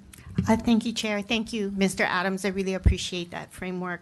Just a quick follow-up question. Public hearings, you mentioned February, March, that's of 2019. And then you also mentioned a comprehensive review of each section. How many sections are you folks tackling, and are you guys going to be breaking that up? Right. So, for example, our agenda that's out for this coming Friday's meeting will be taking a look at the first 5 sections of the charter. The department heads that we'll be hearing from are not, some of them are related to those, but not, the idea is not necessarily to connect the charters that we're looking at and the department heads that we're hearing from or other members of the government. So the idea is that we do this two-pronged approach. We want to make sure that we cover everything that we possibly can and do it as quickly as possible in as thorough a way as we can. And then you mentioned this month in Hilo. So is it safe to assume even months in Hilo and odd months in Kona going forward? Is that fair to say, County? That sounds right. Yeah, I didn't think about it that way. Okay. Yeah, and with that, if there's an opportunity where, you need to come back so that we could share it to a broader audience, especially as you move forward into the public hearing section, please make that request to Ms. Poindexter. I think this is a great venue for, the community to be able to listen and then engage in what I think is the most important policy document we have for Hawaii County. So thank you. I yield. Thank you, Ms. Leloy, and thank you for that suggestion, because that's a great suggestion. Mr. Richards, go ahead. Thank you, Chairman. Thanks, Mr. Adams, for being before us. Give us an update. I think I'm understanding this correctly, but you're going to go through the whole charter, and then during the public hearing times, you're going to have all the proposed amendments. I don't know if they're going to be finished being wordsmithed, but the concept, put them out to the public. Is that the thought process? That's the thought process. Okay, all right. And then after that, take them back and maybe work on them a little bit more? Right. Part of the plan is then we have 2 to 3 months to take whatever information we've received as a result of the public input at these hearings, as well as from other locations, and mold them appropriately. Okay, great. Then I did understand that. I do look forward to hearing back from you again, and I think what Councilman Leloy said is it is a great venue to again get that communication coming forward. And I do look forward to working with you. And I think your choice of a vice chair for Helco's is excellent. I'll let her yield. know. Thank you, Mr. Richards. Anyone else? No? Oh, Ms. Eoff, go ahead. Thank you. So if members of the community at large have a suggestion, would it be best for them to come in to one of these earlier meetings and state it on the record during testimony, or when it comes to that section of the charter that when it's under review, or would it be better for them to discuss with a commissioner from, say, their area ahead of time? I really Or either appreciate way. the question, because actually we've kind of struggled is probably too strong, but we certainly have discussed this. I think from an efficiency perspective, it would be great if somebody was paying attention to the agenda and then brought in when we were going to be considering an area and they were interested in providing a suggestion for that area, to do it at that time, because we're going to be thinking about that and talking about that. But not everybody has that opportunity. We have working families, people that may be interested in certain events, they may be travel, and so I am, as the chair, going to be open to receiving testimony, opening statements, or public testimony from the public, on the charter, because that's the agenda. The charter is the agenda for the commission. So we will receive, people have the opportunity to provide suggestions in a number of ways. Our agenda that's sent out indicates that they can email, they can, of course, write, they can bring it in person, they can bring it in to one of our meetings. So all of those are options, and we will be receiving those and reviewing them as a commission when they come in. Okay, and all of us are on your emailing list, right? For agenda? I don't know, I know that Shannon has asked, and I know that we have a list of at least 100 people already that are interested in what we're doing. Okay, so if somebody wants to make sure they're going to get the agenda, they should maybe call Shannon or council services. That'd be great. Thank you. Thank you. Thank you, Ms. Eoff. Anyone else for Mr. Adams? No? All right, thank you so Well, much. Thank Yep, you. I'm sorry. Thank you very much for coming and giving us that information. Helps us to plan our next year's schedule. All right, thank you very much. Thank you all. Council members, all those in favor of filing communication 1010, please say aye. Aye. Any opposed? We have 9 ayes. So, council members, what we're going to do is at 1:30, the next committee is supposed to start. We have, my intention was to hopefully take communication 1012 and the resolution 650, because we have people that have been here all day. So when we get to that point, Ms. O'Hara, I'm going to take your communication next, and we'll see where we get until 1:30, okay? And I hope we can do the same thing by going into the next committee, seeing if there's any public testimony. And I really would like to finish Resolution 650 before we move on, and recess finance till the very end of the day, the rest of the items. So, Mr. Clerk, communication 1012. Communication 1012 requests discussion on concerns raised by representatives of the Leilani subdivision and the Pahoa and Volcano business communities regarding issues resulting from the ongoing volcanic eruption and the county's management of imposed emergency declaration requirements. From Councilmember Eileen O'Hara, dated July 27, 2018. Ms. O'Hara? Move to file communication 1012. It's been moved by Ms. O'Hara, seconded by Ms. Poindexter. Ms. O'Hara, go ahead. I thank the council for allowing this opportunity for the residents of the affected areas to come forward and describe some of the experiences they've had and some of the problems they continue to have. Some of these issues can be addressed and could have been addressed already. As I expressed to the mayor, the opportunity to give some tax relief to the businesses in in Pahoa and in Volcano is well overdue. We're losing businesses, and the idea of a conceptual plan that's going to be put before us shortly means we are months and months away from real activity that can be of advantage to these communities. There really isn't any money out there other than SBA loans, and these are businesses that cannot afford to take those loans. It's as simple as that. And if we're to keep economic activity alive in Lower Puna, it's really essential that we act now. I agree with Senator Ruderman on that. Also, I asked for some help in trying to solve this very vicious citation situation that we're having.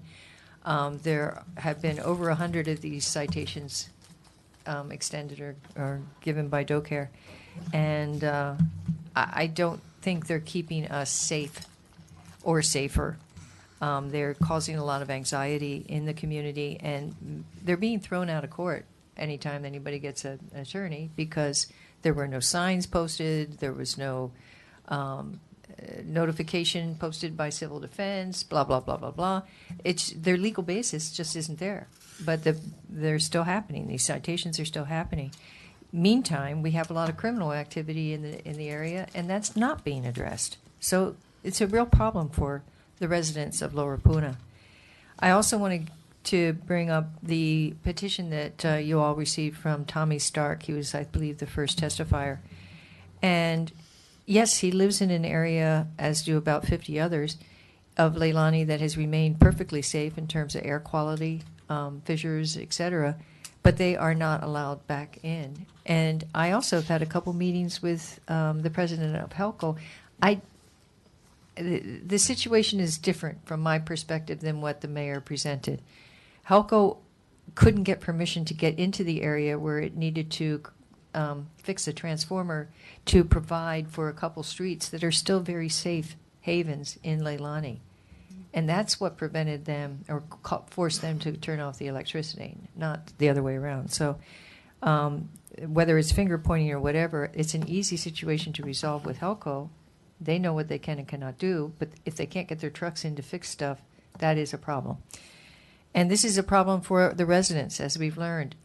If they have repairs that are needed or they have somebody that's supposed to do their lawn, they can't get them in and out of the subdivision because of the placard situation, and placards are now only obtainable down here in Hilo. So we are not making it easier for these people. We are making it a little more difficult. So I would like people to be aware that we are preventing them from using their private property, and we're saying it's based on public safety, but I have to sometimes question whether that's really being evaluated properly. We still don't have a lava viewing program. I've asked for a program, not a site, and been trying to, talk to folks here at the county for over a month now, and feel like I'm getting nowhere. And it's very, very frustrating because that would be a real ticket for those in Pahoa, those businesses in Pahoa, to do well. And then we have to look at what we're going to do as we move forward. I toured the facilities. I think Ms. Ruggles was asking about the situation at the shelters in Pahoa, and I toured yesterday because Hector Cumming, I wanted to see if we still had people out in tents. And we did, over 24. Some of them were packing up to leave yesterday. A few more are supposed to be out in the day or two. The Tiny Homes Village isn't full. It's only half full, so I don't know why it's taking so long to move people out of the tents. But we need to recover our park because there's a lot of damage. All of the fields are going to have to be redone.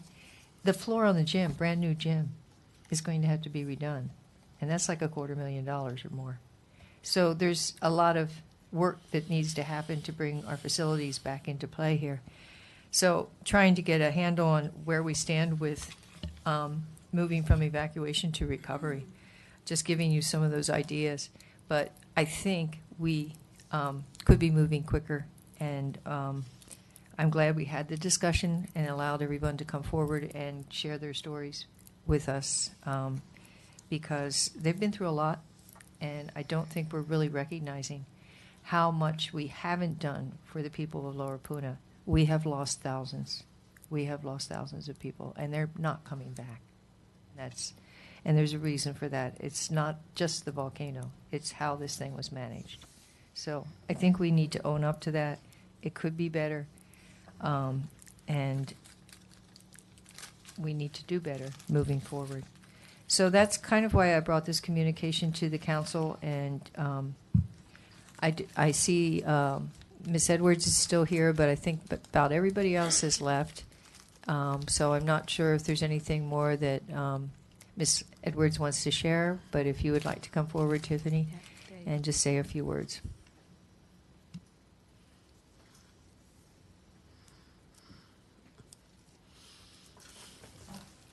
Thank you. I've felt really weird about wearing this hat all day in this room because I don't think you should wear hats inside. But the reason why I did is because I'm trying to talk to you about the Pahoa swim team. I want you to know that the Pahoa pool is closed. It's been closed. It is the area where the evacuees go and shower. So that's one of the reasons why it's closed. It also doesn't have a cover, and so Pele's hair has been blowing into the pool, and it's been an issue with the lifeguards having to get the Pele's hair out of the pool. I have wondered, why do we not have a cover? I don't really have an answer for that. But what I want to tell you is that I am the team mom for the Pahoa swim team. This has been in existence for 21 years, so you can't credit me for it being its inception. But I will tell you that my request for us to try to accommodate the Pahoa Dolphins was initially met with a request to disband and for our families to come into Hilo and try out for the Kawamoto Sharks or the NAS Torpedoes. And so it took, as I've been referred to as lipping off, for me to actually get somewhere. And as you know, I have a voice, and so I used it. And luckily, I found a friend with the aquatic director, Alex. I just want to thank her publicly for going to bat for Pahoa Dolphins. And we went from getting a 6 p.m. slot at Kawamoto Pool to we have a 3:30 slot at Kawamoto Pool. But what I want to tell you is that when we all showed up yesterday for our kids to try out, we had one lane, even though half the pool is completely open. And we did not feel very welcome there at all. We're going to run 22 kids on one lane, and anybody who knows about swimming knows that that's impossible. So I'm going to be a volunteer coach, even though I work a number of jobs in order to pay my bills. I don't care if I ever sleep. I'm just going to turn in the paperwork and be the volunteer coach, even though I really don't know the technicalities of strokes. But I'm going to be out in the parking lot, lawn area, with the contingency of kids that aren't able to fit into the lane, doing maybe yoga or some sort of conditioning to get them ready to go into the pool. And it just feels really stupid, and I want to publicly make you all aware of the fact that there are 22 kids that came back to the Pahoa Dolphins because we are a team and we have to have our recreation for our sanity. Like for me, losing a home, about to lose a business, it feels really insane. But it's things like exercise that keep us going, and my children need that. And we're going to face a similar situation very soon with our Pahoa Pueos. We have T-ball, and we also have Coach Pitch. Now, I can't take credit for starting the Pahoa Dolphins, but I can tell you that I started Pahoa Pueos, and I fought for that team, and I will continue to fight for the team. And we need a place. If we can't have the new fields, then maybe the Pahoa Elementary School principal, Ms. Arakaki, can call me and let me know if we can use the old Pahoa field, or maybe the Pahoa High School would share, or maybe the Keao field is available. But it kind of feels like I'm the most annoying person in the county of Hawaii, or in Hawaii County, rather, when I have to continually call and ask and ask and ask. And this is not self-serving. I'm not making money here, okay? I am trying to actually create things for my children and for their friends and for the children of Puna. And when we're talking about, I sit here and I listen, and yes, on a personal level, I appreciate everyone, okay? I'm not ungrateful at all. But on the recovery, like she said, this is just so unbelievable. Like, when are we going to get $250,000 to replace the gym floor? I pray to God that that's in this, like, conceptual plan that we need to present to the state legislature. And so too do I pray that we're thinking about the fact that we don't have a Pahoa pool right now, the only pool in Puna. Let's start planning for 17 acres in Kea'au for the Pahoa, or for a Kea'au pool to service our population there. It's all related to the Pahoa swim team, right? Because if we didn't have the Pahoa pool, maybe we would have had a Kea'au pool, right? Instead of driving people all the way to Kawamoto, we're having people drive all the way out of their communities for basic services. Is that what's going to happen for baseball too? Like, let's start making these plans. We got 17 acres in Kea'au. You and I know, anybody who has any institutional knowledge knows that we've been wanting a pool in Kea'au for a really long time. Now there's the political will. We need it because we've got Pele's here in the Pahoa pool.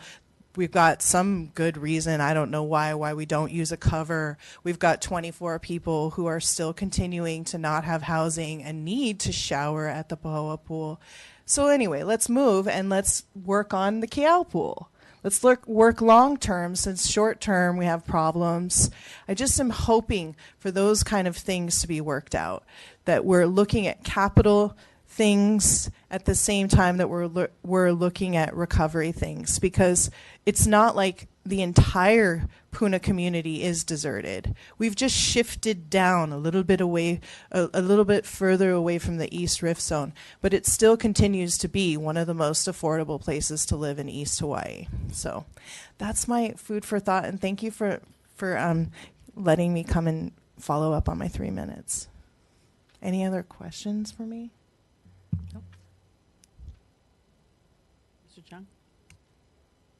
I don't have a question for Tiffany. Okay. Thank you. I'm glad I satisfied everyone's curiosity. Well, I think he has some other things, but I have a follow-up there.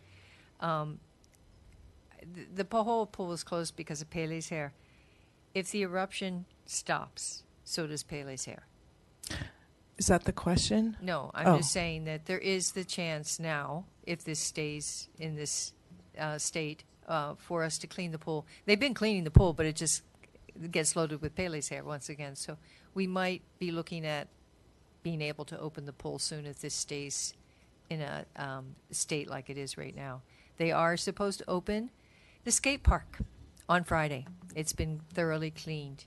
And yes, they are trying to move out the remainder of the campsites, and we're trying to recover the whole facility.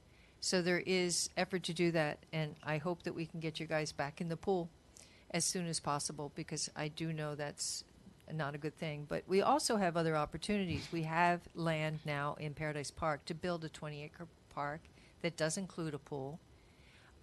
We've lost so many ocean access sites in Lower Puna right now that we need to see what we do have in the way of ocean access. The county does have a couple parcels, one in HPP and one just outside of HPP, which are oceanfront. So we need to start looking forward to see where we can recreate some ocean access in the near term, not long term.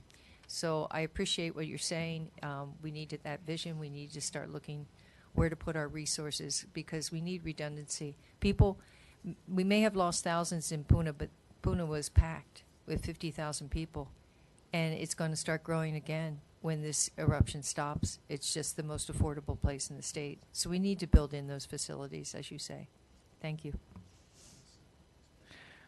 Thank you, Ms. O'Hara. Mr. Chung? Thank you, Madam Chairman. You know, I think this whole discussion today underscores the fact that, you know, on a daily basis, we are learning more and more about the impacts on those residents in the affected area. You know, I just wanted to share this excerpts of this email that I received from a woman that I had met on the plane, actually. She's from Leilani Estates She's the sweetest person and very thoughtful in, her presentations to me when we're talking on the plane. Her name is, quite appropriately, Susie Hope, Hoppe. And I think, it's very instructive, on one aspect of the heartbreak and problems that are going on with people in that area. And it actually acts as a primer on that. I'm just going to try to give it briefly. She says she's very worried about how things are progressing with regards to Leilani Estates in Puna. And it's important that you all know that I'm not thinking not only of my own situation, but also my neighbors, and especially those of us who cannot be on island at this time. And she's not on island, actually, right now.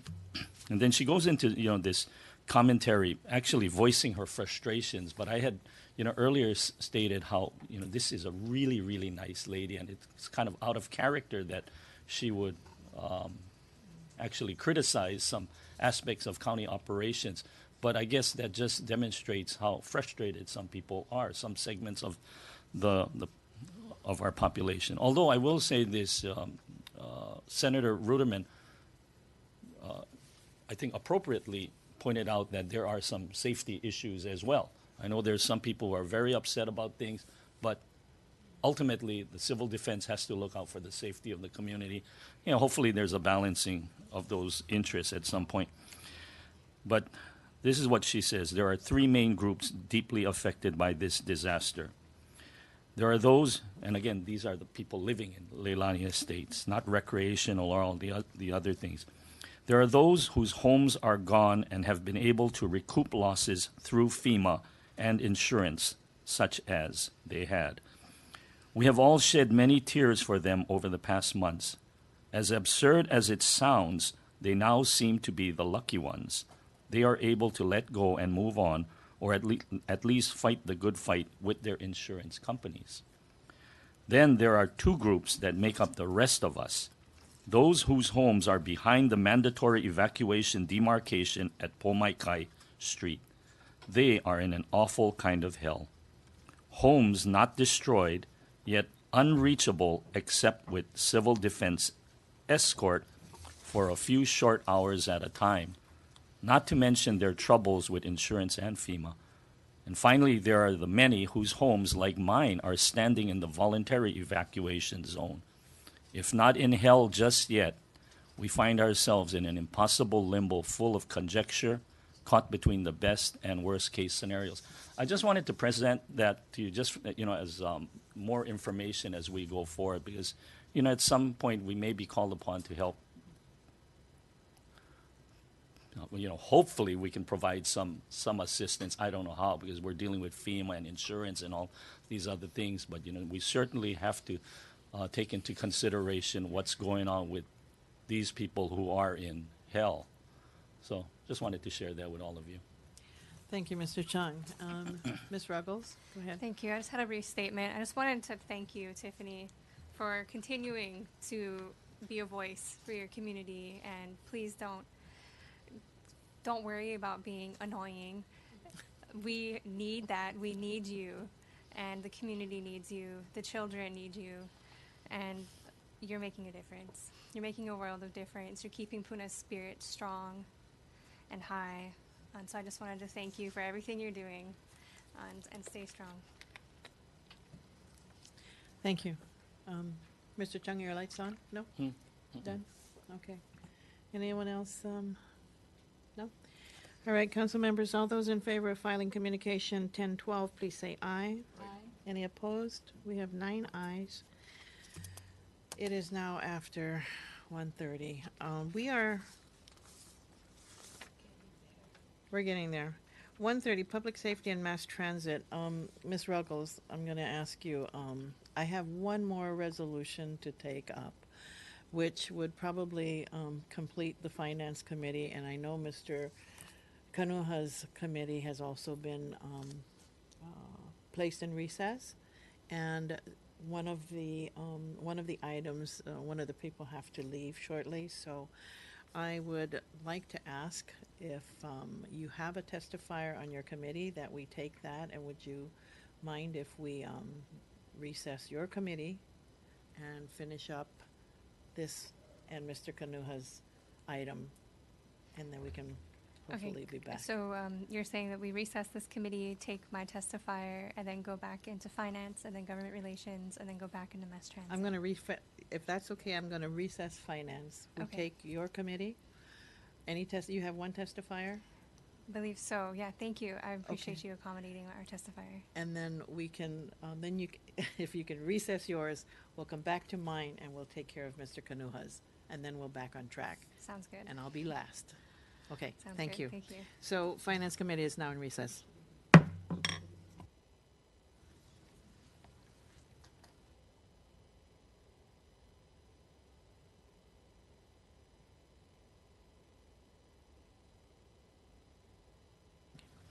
I'm going to take Resolution 650 first in Finance.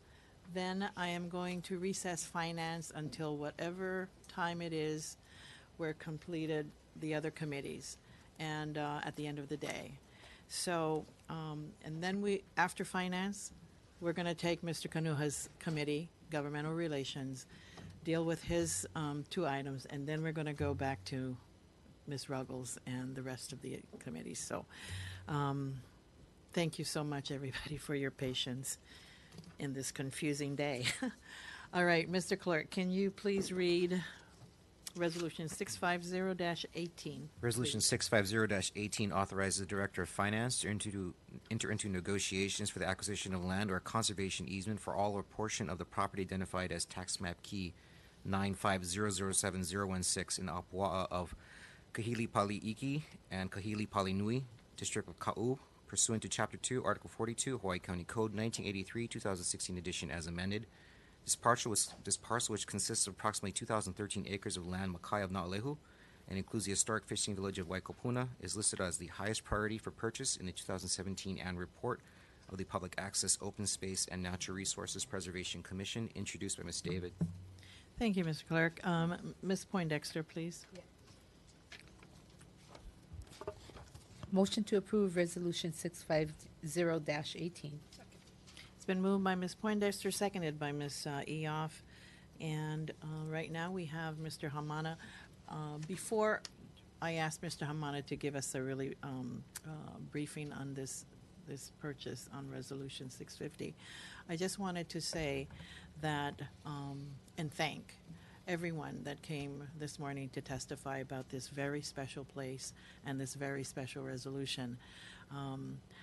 I will not repeat everything that was said. It was so appropriate that the different testifiers, their contributions to why this place is very special and why we should encourage our finance director to enter into negotiations for this place, to me, speaks for itself. So I would encourage my council members to support Resolution 650-18, and I will ask Mr. Hamana Ventura to give us a brief background about this. Okay. Mahalo, Madam Chair, members of the County Council. Hamana Ventura, Property Manager. At this point, based on all of the testimony that was presented to us, I'd like to just ask the council for approval to move forward with this resolution. This is as part of the process as outlined by code and charter. So came through the system, was presented, suggestion forms and so forth, made the 2017 prioritized list, and as part of the ongoing process is now we've reached the point where we request a resolution and acceptance going forward. Thank you very much. And I really want to note that this particular parcel was number 1 on last year's priority list, so Correct. I don't need to go any further, except to ask council members for any comments on this. Ms. Leloy, go ahead. Thank you, Chair. Mr. Ventura, thank you for being here. We heard a lot of testimony, and one thing I picked up on was a timing element between the purchase and the developer. What kind of window are we looking at, and how are we fast-tracking this? I know there's this process, but I know there's other items that need Okay. kind of critical path.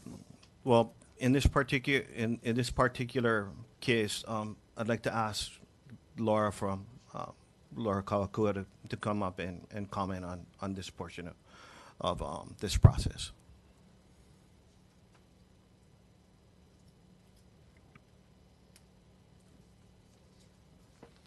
Aloha, Councilmember Leilani and Council members. Laura Ka'akua, again from the Trust for Public Land. So our time frame, Mr. Ventura and the PUNC Program and Commission have been working with us for some time now on the purchase, and so we're not at the start of the process. We're well into it. The landowners, willing to move forward. So we're looking at if this committee passes this resolution forward, and if the council decides that they want to support the resolution, we're looking at moving forward with due diligence as soon as we can, with the county staff support, and then closing the purchase and conservation easement by the end of the calendar year is our target, and the time frame that's currently been given to us by the landowner. A follow-up question. Mr. Ye, the attorney for the landowners, mentioned a number of PLORs, pre-existing lots of record. Yes. I guess maybe some other entitlements that they were pursuing. What is the status of those entitlements? And then what happens to those 22 existing lots of record? Are they consolidated, or are they? Why don't you share? Sure. Yeah, so Mr. Ye did mention the 22 lots of record. They have been moving forward kind of on parallel tracks with the conservation option with the county and Trust for Public Land, Alakaha Kai Trail Association, and then still doing all the due diligence that's necessary, like an archaeological survey, boundary survey, et cetera, so that they are prepared to move forward with the I guess, redistribution of those 22 lots if we don't succeed. And so to answer your question, if the council supports this resolution and we move forward with the purchase, it will always remain as one TMK, and we'll actually have restrictions that it can not be subdivided unless there's, a higher government purpose, but it'll just be that one TMK. Yes. And then you mentioned the archaeological inventory survey, and I'm trusting there's a cultural impact analysis that will go with that. Is that being done in conjunction with the county, or is that being done by the developer or the landowner? It's being done currently by the landowner, so that they can have it if they need to move forward with the development re-subdivision option.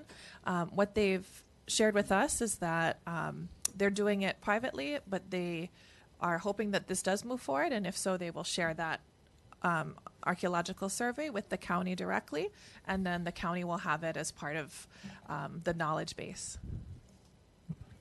Thank you. I'm going to absolutely be supporting this. It looks like you guys really gave it a lot of forethought, especially in conjunction with the landowner and working in partnership with that. So thank you very much. I yield. Mahalo. Thank you, Ms. Leloy. Ms. Eoff, and then Ms. Poindexter. Thank you, Madam Chair. And I also wanted to thank, not only the people who came out in support today, but all the people who've been working behind the scenes because, and the community, I'm not sure how long ago, started to nominate this parcel, and all the work of the commission and just the process to get to you being able to bring Ms. David being able to bring this resolution to us today. It actually, the more I looked at and heard about all the collaborative and the consortium of organizations that have been working together, it actually, really epitomizes the purpose of the Public Access Open Space Fund was to bring together matching funds and different levels. I mean, we have federal, state, county, and a nonprofit, right? So, as well as community and people with genealogical ties. So, I mean, you've done a lot of work, and I just want to commend everybody for this, and I hope that the negotiations can go positively and that we hear from you soon about what transpires.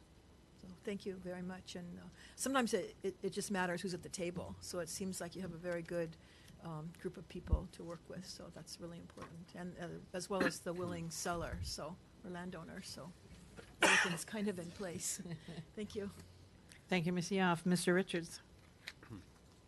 Thank you, Chair. And yeah, just echo a little bit, talk story about the fact that this is multi-level cooperation, which is actually refreshing.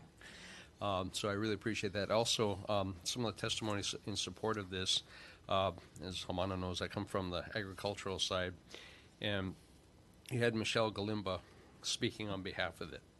From the agricultural standpoint, that makes me excited that we explore the economic impact of the region as well. Also, there's a letter in there from Wally Andrade, and same deal. I've worked with him for decades, and so the fact that it looks like the outreach was great, and developing the cohesive intent to go forward, I think is outstanding. I will definitely be supporting this. Thank you. Thank you, Mr. Richards. Mr. Kanuha. Thank you, Madam Chair. And I'm not going to repeat everything that everybody already said, but I support what you've put forward before the council, and also mahalo everybody who came to testify, and also those who didn't come to testify but submitted a lot of the letters of support. You know, and there's a lot of people that are in support of us, the county, purchasing this and for preservation in perpetuity. You look at the unique and irreplaceable aspects of this piece of property. You know, it's extremely unique, and I'm happy to support this. And you see the generations, you know, the Keiki coming over here testifying how important this is for their generation, and you know, the level growing up in a place where over the many generations of families, family ties to these areas, and how important it is. It's really refreshing to see, and from that standpoint, you know, I think this is exactly what the punk money should be used for, and so I fully support this, and just want to mahalo everybody for that deep level of cooperation, and there is a willing landowner, or there's a landowner willing to sell, hopefully, and hopefully that those negotiations go well as well. So I support this, and mahalo Ms. David for introducing this and pushing this forward. Thank you, Mr. Kanuha. Anyone else? Ms. Ruggles, go ahead. Thank you. I just wanted to note kind of how profound today's testimony was, especially with Auntie Mary Kavena Pukui's great-granddaughter being here and reading. This is actually where Auntie Pukui was born, which is really profound. So it's exciting that this is coming full circle to preserve and protect this land from development, to continue the practices and the knowledge. I just wanted to note that, and I'm full-heartedly supporting this.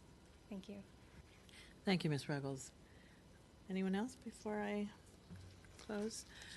Well, thank you so much, council members, for your words of support. This place and this transaction leaves me speechless, and I would like to first thank Laura Ka'akua and Hamana, and also this gentleman sitting back there, Ron Kim.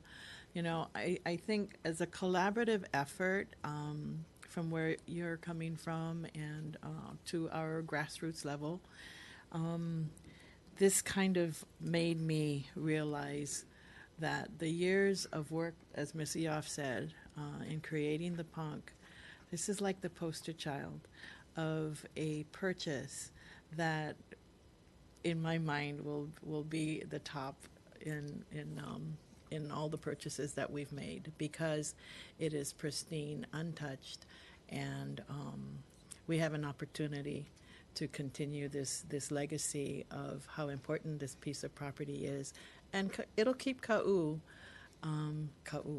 and I think that's really important. We have an opportunity to do what the community wants for a district that is so rich in history, and so I ask for your support, and I really thank everybody for their role in making this happen.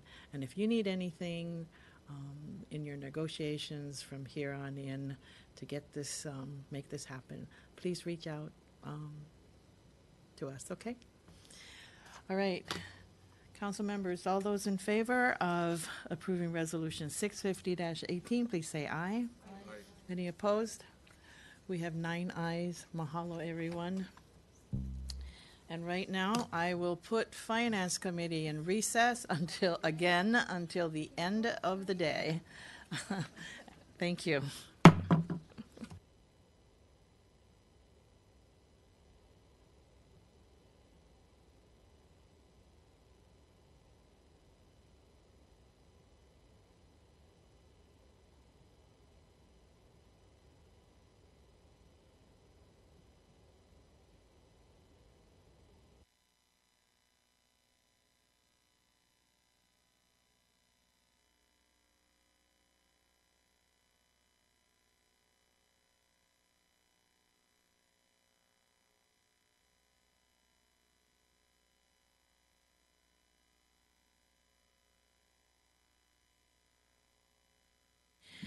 Hello, everyone. Welcome back. I'm taking Finance Committee out of recess only to let everyone know that I will be putting Finance back into recess until after Council tomorrow, which will probably be after Governmental Relations Committee. So right now, Finance will be in recess until tomorrow after Council. Thank you.